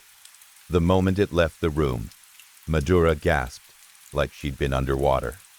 Her hands shook uncontrollably. She rolled onto her side and pressed her forehead to the pillow, trying not to sob loud enough for someone to hear. Charlie was crying too, silently, eyes open and empty. Days passed with a new kind of fear woven into them. Madura stopped thinking of Briarwood as a place she was waiting out. It was a machine, quiet and expensive, designed to keep people contained. The nurses were polite, the hallways were clean, the food was beautiful, and something came at night to take what it wanted. Madura lost weight fast. Her cheekbones sharpened. Her clothes hung loose. The yellow socks became a daily reminder that she wasn't really a person here, just a body to be managed. 2 weeks later, her parents arrived. They looked shocked when they saw her. Her mother's hand flew to her mouth. Her father's face tightened with controlled anger. Madura had lost enough weight that her eyes looked too big in her face. She moved slowly, like her body didn't trust itself. Her parents spoke in low voices to staff. Madura heard words, like lawyer and investigation and lawsuit. Promises that sounded powerful, but also strangely distant, like they belonged to another world, a world where rules mattered. Madura was escorted out, past the glass desk, past the stuck clock, past the crooked poster, into clean sunlight that felt too bright. The fresh air made her dizzy. She slid into the waiting car and sank back against the seat, breathing hard, trying to convince herself she was safe now. As the car pulled away, Madura looked back at the building until it disappeared behind trees. She thought of Charlie, sitting on that bed, cross-legged, eyes closed, forcing her mind to stay steady while something came in the night. Madura closed her eyes and whispered a prayer she hadn't said in years. Not for herself, for Charlie, and for the terrible possibility that Briar Wood would still be hungry tomorrow night, even without Madura inside it.